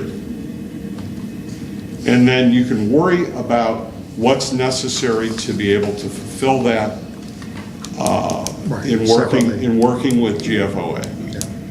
Yeah. Now, the only thing that I would be willing to back off on that is if you don't want the popular annual financial report in there, that's fine. That's the latest award. And I don't know We that are we, doing it. okay. We are. All right, what's that? We are doing it. All right, so then go ahead and include it. Okay. And that strikes that last paragraph. Yeah, well, no, it doesn't strike Or the the- last paragraph. It just strikes that last Last- I'm clause. sorry, yes. Put a period and then just say that, Yep. as a matter of policy, the city will prepare and submit its budget, its popular annual financial report, and its CAFR to the Government Finance Officers Association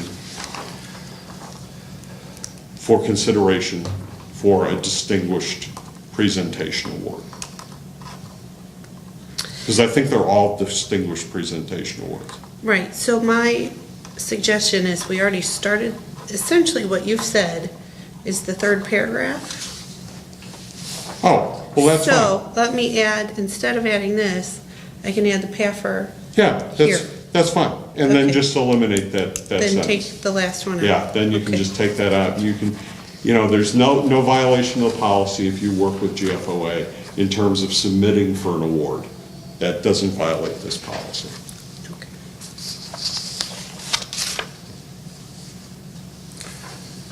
Can I ask a question on this whole section that you've eliminated, the last paragraph on the first page, under approval of, and it deals with account reconciliations, right?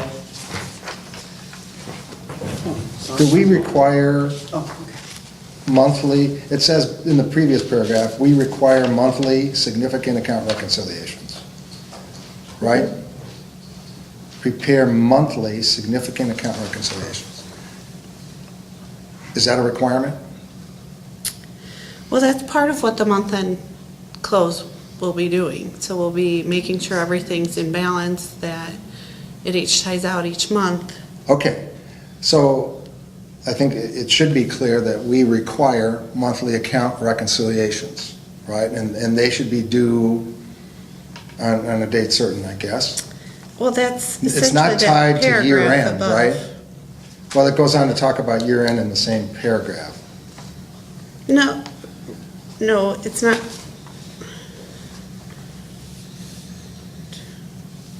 I think those are three separate. Yeah, So that's it's what I'm monthly, getting at. year-end, and year-end. Yeah, to me, it ought to maybe be three sentences or be very clear. We require monthly account reconciliations for significant accounts, which list is approved by the finance director or whatever, right? For year end, obviously, if we require them monthly, we require them at year end, because that's the end of the month, right? Right, but I guess I'm not following. Well, I what see the this last change is to the sentence, it paragraph. seems like you're just, we're eliminating it. The finance department, under approval of the finance, will prepare a listing of all significant accounts of the city that are to be reconciled on a monthly basis. Conduct a month-end close within the city's financial software. What- I'm confused, I guess. Are we going to have monthly account reconciliations that are required? Yes, that's part of the month-end close, so I was reflecting the language to, instead of making it seem more manual in nature, that we are doing that through a month-end close within the software. Okay, but the software doesn't do an account reconciliation per se, right? Somebody has to have backup and rationalization and tie the numbers out. Right, and that's covered, I think, in the paragraph right above it, Yeah, where it says we are right up doing there. reconciliations. Okay, so we're not eliminating them in this, Right, so that's kind of covered in the paragraph right before. This changes more of the procedural way of doing it to, we're going to do it in the new software. So it's still going to be approved and reviewed. We're doing monthly and year-end. okay. I know Steve does this as a business, so I guess suggesting that an account reconciliation is done within the financial system. I ran general ledgers for 40 years, right? So it's somebody doing the account reconciliation, not the system. Somebody's got to, anybody can post any error into an account it's not going to be necessarily correct, So I think right? that's covered in the paragraph right above where it says we do significant account reconciliations. So I Okay. haven't eliminated that from the policy. It's I guess then, almost if that's all duplicated in true, the then next I one. don't, I guess I don't think that's necessary. In fact, I almost think it's misleading. I mean, it's nice that the financial software is going to help us do something, but. You Yes. find it unnecessary to state the mechanism by which we will accomplish the task. Right, because that is, yeah, because that's not what's getting you a good Right. account reconciliation. I understand. Good account reconciliations are done with backup and understanding the meaning. That's not the way it's stated in ERPS. Actually, it's not, you know, when we teach enterprise resource planning systems, this would be closer to what is taught. That the way that you move from a journal to a ledger, et cetera, is actually every single transaction before it goes into the journal is reconciled. You mean there's no manual entries? If we have a $300,000 capital entry that should be capital instead of expense, we move it over to the capital account? No, Somebody's no. got to reconcile that. Is that a correct entry or dollar amount? I mean, the reconciliation is to prove that that balance is right. Yeah, And but the you- software doesn't do that. You do that along the way. You do it with every transaction. So by the time you get to the end of the month, you just run the software. And So with procurement cards, okay, there's a three-step process, okay? I can't hold a procurement card because I'm an auditor, okay? So with a procurement card, the person enters it, enters the transaction, they put in the source document so that you can reconcile that against the source document, and then you put in the account code, and that is then reviewed by somebody with an audit function. Sure, that's fine. To make sure That's that all it fine. has. And once that transaction is into the system, into the journal, into the general ledger, when you run the month-end close, there's no more reconciliation that has to be done because every transaction was reconciled. We're talking, Okay, as long as we're going to have significant account reconciliations and someone's going to review them and prove that an account balance is correct, that our unrecorded liability for this estimated cost is correct, Yeah. and the manual entry made to support that is correct, that's fine with me. and I think that that's what needs to be on Because the I'm looking record. for the abuse. I'm not looking That's- for the system-generated No, automatic no. accounts payable I- at post. I understand that's going to work like my account balance, but that doesn't mean that, you know, Dixon didn't lose $52 million Right. because they had account reconciliations Right. that are meaningless. Well, and Tom, what may be necessary, okay, and this is something that we have not necessarily seen, okay, and with a diminished staff, you know, your point may actually be a good one. We haven't seen what their methods are for internal controls to make sure that what I'm saying is true and that it meets. It's proof. Right, Right. exactly. So, you know, the point is, how can we assure that the actual reconciliation takes place and that you don't just assume that whatever's in the system is, It's good to do, just like you said, a workflow. So someone will set up, we'll have a review. If it's over a certain amount, it goes to a second review. Okay, that to me is the stuff that ought to be in here. right, yeah. That statement is, this is how we do an account rec, and this is who's So- going to be responsible. What's gonna happen, I have this more at a higher level, but what will happen during the process of actually putting in the new software system is we're going to write out those procedures and the workflows and go through that process of documenting how things go in.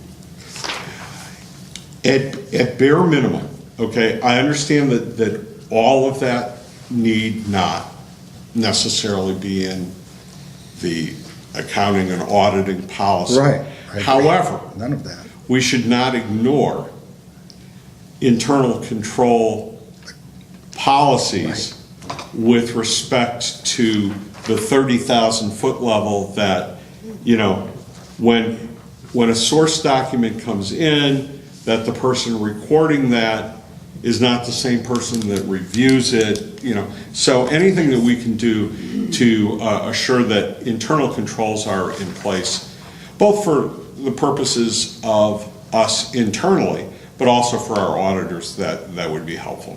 And I realize that some of that may not be possible until we have the ERPS.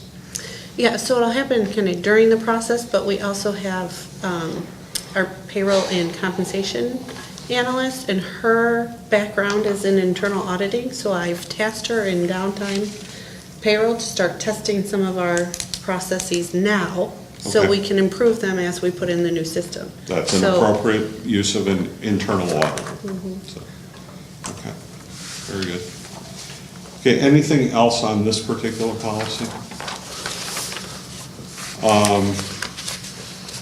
What do we want to do with this? Do we want to approve it? Do we want to? I, personally, I,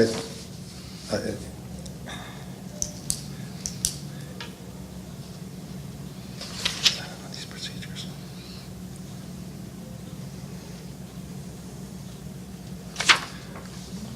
So the reconciliations are reviewed and approved by the finance director.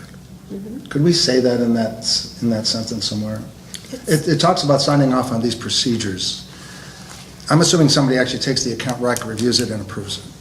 So do you want on page, well, the second page, it says also all year-end close adjustments are approved and reviewed by the finance director. Do you really? I think Is the account addition there reconciliation, to say monthly and year-end?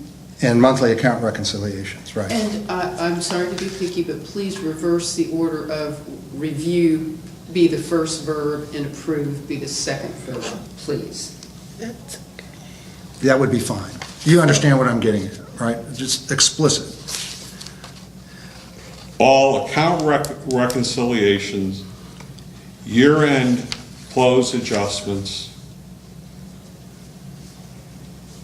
and, oh gosh, what's the third one, Tom? When you put the stuff back in after you've closed it. Post-close? Where, you know, for example, if you close everything into,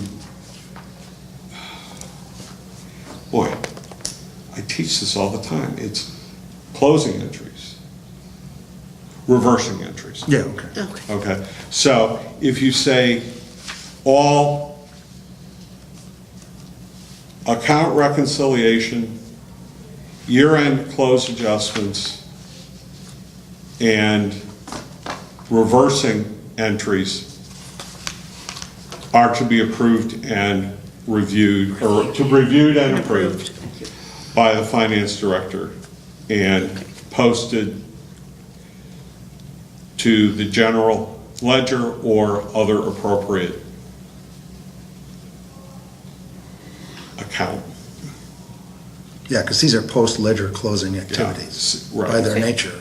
Yeah, so, you know, general ledger That's or close. appropriate account as part of the annual audit procedures. Yeah, and that's what you would do. Okay. Okay? All right. Did I get a motion to approve? I don't So remember. No, we've been talking all about We've been Okay. talking, yeah. All right. Motion to approve? Yeah. Approve. Motion. Second? Second. Further discussion? The amended. Yes, the amended, the one we amended provided. recommendations. The amended be version. approved. Right. Those will come back anyway, right? Yeah. In the Yeah, I'll minutes. send them back. Okay. All those in favor say aye. Aye. Aye. Ashley, do we need a roll call? I don't think so, because these are just going back to the council, that we're not actually doing anything but endorsing something that had come to us. I think we're okay. All right, and the last policy is the capital asset policy. All right, Mel, I had a question on this, and Sure. maybe you kind of addressed it now with the last. On the first page, the bottom, when purchased with federal funds is noted within the city's financial software, which includes data, and then you've struck the procedures. Now, is it listed somewhere else and I just didn't see it? I know you're gonna. I struck some of this language because in our current system, you couldn't flag this stuff as part of the system. So they wrote procedures like putting the F and putting federally funded in the title. The new system has capabilities to track and record these as just part of the asset type. Okay. So this is, to me, kind of more legacy language in the current Yeah, system that we're in. From the old system, okay. And the last line takes care of the oversight, at least in my opinion. What's that? This inventory will be overseen and approved by the city's finance director. So in other words, there is a check. Does that just deal with the federal portion? Well, it called out a lot of the federal grant part because we do have a significant amount of grant funding with DSATs. Yes. But because now I can just use a the asset module in the new system and it lets me flag things like this, putting an F in the title and writing federally funded is redundant when I can put it with one of their kind of predefined, I can't think of field, predefined fields, and then I can, actually, if we use the fields they provide, then you can report against them a lot easier than trying to search for something where I've just typed federally funded in a title. Okay. Would it be okay to say a physical inventory of all assets will be performed on a biennial basis? I think it is already, all assets. No, it says all assets acquired with federal funds. Oh, sorry. I would think it would just be all assets. Yeah, all assets with and without federal. It's a big That task. would be a very big Yeah, task. humongous, But could yeah. it be? We've done it, I mean, it's not unusual in corporate America.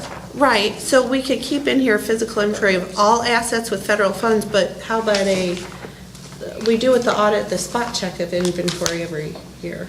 So you randomly pick assets and go out and do that. And we could do it, we could do that internally as well. I mean, we do it with the audit, but we could do it again. What are the Manually auditors instead of recommend? all the, Well, okay. Maybe I'm used to a whole different situation, but everything with a value over X amount of dollars, I mean, they inventory every single year at the university and every department, you know where every tag number is located. Now, is that not a feasible thing? I don't think for us to perform all assets every other year, I think that'd be a big task Yeah, for our it would. department. What if you rotated and you did half the assets each year? Or you did a third of the assets each year over 3 years? Or, at some point you need to reconcile assets that have a life of 3 years or more, something like that. I mean, laptops Right. are something that are extremely mobile. Yep. And you would love to know that you have a handle on where every one of those laptops is. Yeah. So, maybe it would be easier to delay that and come back to this policy. Well, look at these changes here, but maybe come back on the inventory after, because in the new system that we're going to get, I can flag a laptop to an employee. And so we're gonna do an inventory, and then I can give you a better sense of the workload from working on a new, easy, accessible asset list versus the asset. So you're tracking going to perform a physical inventory as part of instituting the new ERPS. I had planned on doing it for at least some of the assets, but we could probably do it for all assets on this one because I do have to get them all into the system. You're gonna, where are they now? Excel? Yes, and some It's parts, and then we have some Okay, Public Works tracks, so we have the master list, but we use Excel heavily on it. okay. So you're gonna upload it on that?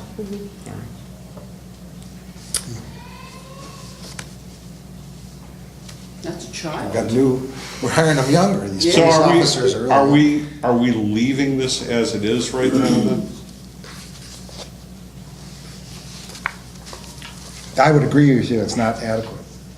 So, to I just not think- have some, even with the new system, doing all assets every other year would be burdensome. So take some percentage of it, Well, and we the- will work towards it. The That's fact- how you do it now, The fact isn't that it? you're gonna have it in the system, a full inventory, So that'll essentially start our first year. makes me, that makes me feel better, because you'll have, an index, you know. So it'd be easier, it says saying, so you can leave federal funds, all assets every other year. That one Yeah, that's fine. is a high enough value, it's worth doing.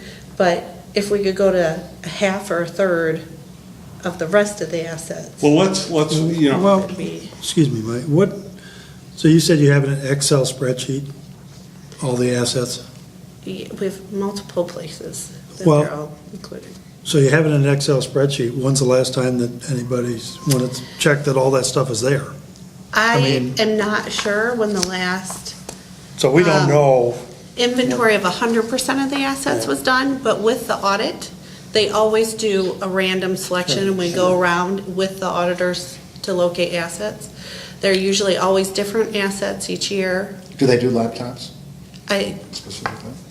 don't know here, because we're in the first audit for me being here, I haven't I worked would with guess one. somebody in IT, what dollar value keeping is track critical. of all that. right, Well, that's exactly. I will that's tell you exactly that what I was when I was at Naperville, I was the one who had to go with auditors to do the physical audits. We counted windshield wiper fluid jugs. There was 50 of them, and that was a lot of fun. So it was literally, they picked certain things off of a list, and we had to go find them. So the value of that was counted, so I would think It's the gotta make laptop might sense. come I up mean, in a random Yeah. sample. Yes. The time That's not a capital asset. Well, but it doesn't say They have capital. physical inventory. Yeah, see, It's Oh, an inventory is inventory. different. Yeah. Yeah. Absolutely. These are capital assets. yeah, this is so capital assets. We didn't even so- address Different inventory animal, yet. different animal. Well, this statement says a physical inventory of all assets. So, Yeah. Well, but, it's capital that's assets. true. we're talking So, Well, it wouldn't hurt to put the word capital in there. Right. Over communication is a fine thing. Well, it says capital assets For the policy, throughout. I that's mean, true. the previous paragraph says Yes, when yes, capital assets. Yes, yes, but- yes. Just one more time. And this still is That's only fine. referring to the Of all federal capital funding. assets, that's fine. Right, Yeah, that's so- our problem. Yeah. Much And less the inventory you want to do. Well, actually, it's in the next sentence too. So, Well, it is. yeah, but I have horrors of counting boxes of pencils and windshield wiper fluid. Well, okay, fair enough. All right, have we seen enough to approve this policy? We have, Okay, I move, I second. okay, all those in favor say aye. Aye. I hope we bring it back next year. Yeah, I agree. 'cause I'm it sorry, I is- just had a horrible flashback of Billy Saul Estes. Oh, Okay, I can now, see him on top of those tanks, spanking those levels of this. confirm next meeting date and time, Tuesday, March 27th, Yes, 5 o'clock here. yes. yes. Could I ask one question? Yeah, before we you go? may ask. I Yes, know sir. we debated 3 times now, the discussion of median income in our 5-year financial strategy and how we're going to gather that data and what it's going to mean and how we should do it. And you indicated there were better ways to do it than what we're doing, or there should be multiple ways to do it. But I think that's one of our key statistics that is problematic and just needs to be, I know we're going to have it in there, right? And I don't know if we're going to qualify it based on students and non-students. But I know the last set of numbers in there, we were at 19,000 where everyone else was at 35, and Well, it just blew up my the data. opinion has changed a little bit, Tom. Okay, so if we do it over a 10-year period, and we use the same definition, you know, we For all use the- the same, for all the same data communities? source. Yeah, then.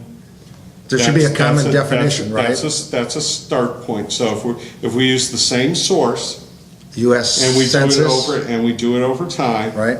We're looking for a Then, common, then what we're looking at, as much as anything, is movement.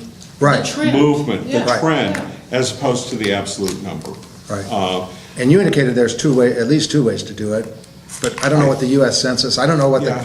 what is the median income, where does it come from? Is it US? Oh, well, there are a couple, you know, when you say income, okay, it can be median household income. Median household It can income. median personal Per income. capita. It can be median or it can be per capita income.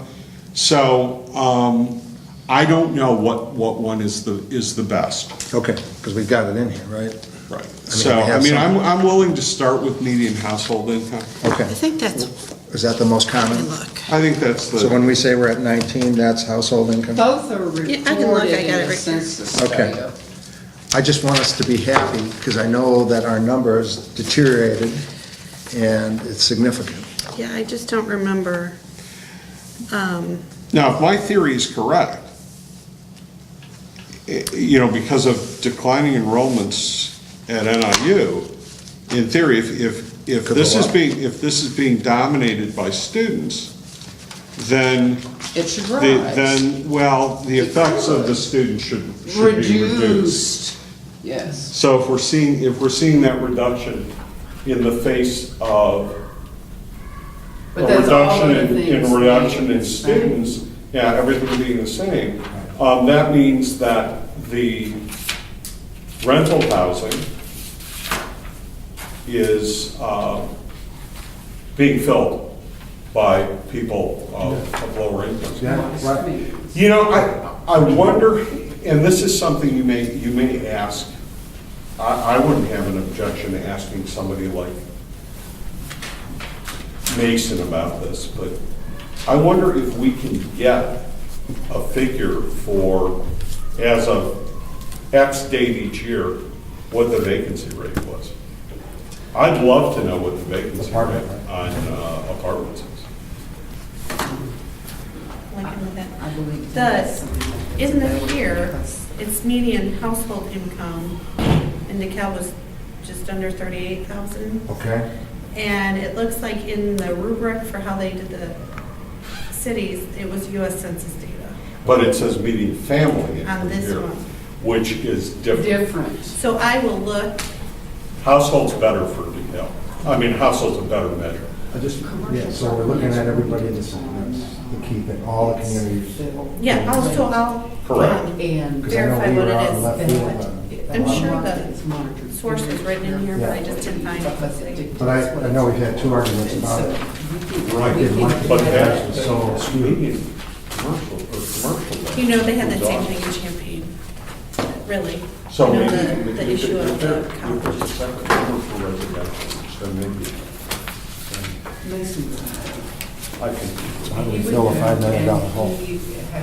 And he has no incentive to make. Call my buddy Hunter. Actually, he. He's gonna take care of it. Exactly. Can I bring up one thing that I would Certainly. like to share with this committee?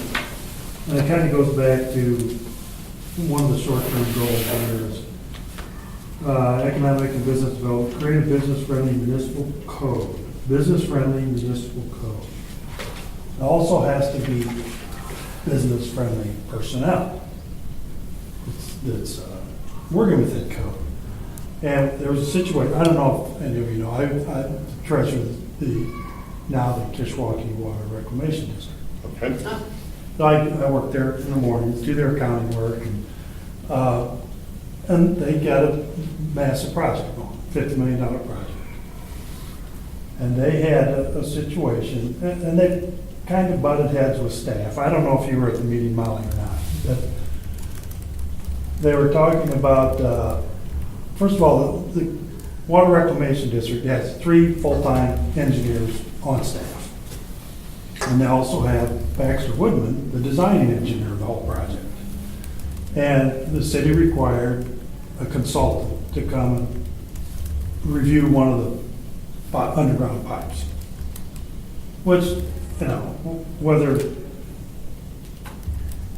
there was a need for it is one thing. But the bill came in at $10,000. For the review. $4,000 was the travel time for engineers, this consultant coming from Joliet, at engineering hourly rate. So that was a bone of contention. Should be. Because $4,000? was the travel.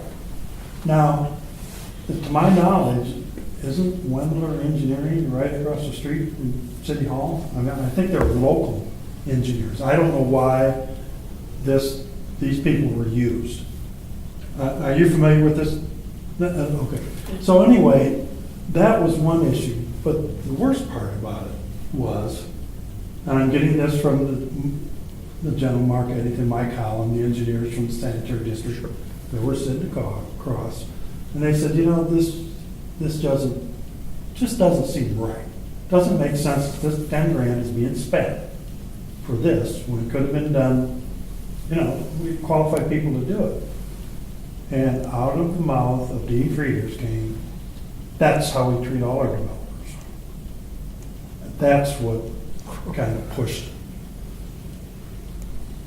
our guys. I mean, they didn't get, you know, I know Mark Eddington probably got beat red.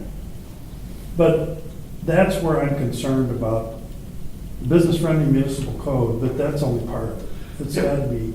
Now, I have a question about that, Yeah. Steve, and this is in the weeds question, Yeah. okay? So the $10,000, I assume, was paid by the Water Reclamation District, Right. is that correct? Yeah. And the contract didn't disclose this travel cost? Well, I'm not sure. I'm just relaying, when they got the invoice, that's how it was broken down. $6,000 for the fee, $4 grand for travel. That's wacko. That's outrageous. Well, You know, I mean, I can tell you that, you know, I do expert witness work, which is not small potatoes in terms of hourly fees. And I charge half of my hourly fee per hour that I have to travel. But $4,000 to travel, and that's one trip? That's 2 hours away. Come on, at most. Right. Yeah, was I that mean, multiple or one trip? even at You don't know. $600 an hour, that's still We know it's only 10 trips, $2,000. That's $400 a trip, that's outrageous. but what really, the cost is the cost, but really bothered them was the attitude. The attitude, Was the yeah. I mean, response. we're local, the district's local, they're not going anywhere. But if a developer came. It's the same tax base. Well, Yeah, right. I think that we have to make sure that the people who are the point of contact with people who are interested in investing in the community are people that are going to be friendly to people who come into their office, regardless of whether they know them or not. I would hope that our major first point of contact is not our city attorney. First impressions are pretty. Oh, they are important. very important. And that's why, you know, that's why I think that we need to find out what the process is when somebody comes in and is interested. Who's generally their first point of contact? Is it the city manager? Is it Jason Mishnick? Is it, you know, who is the first contact that people generally have when they're interested? And should that person be an employee or an independent contractor? So if it's a new business, I would say typically it'd be Jason or Joellen in community development. In this case, with a water and engineering, it probably was someone at Public Works. But I don't know the specifics. I in think how that Joel worked. was, I mean, I don't want to speak out of turn. I know.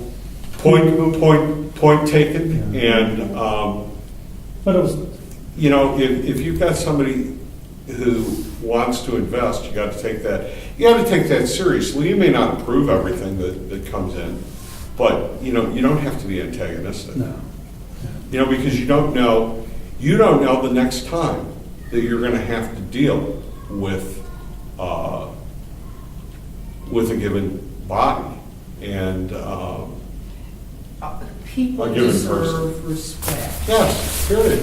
period, end of conjecture. Thank you. That's a good point. Okay, I'd entertain a motion to adjourn. Moved. All those in favor? You bring up a good point.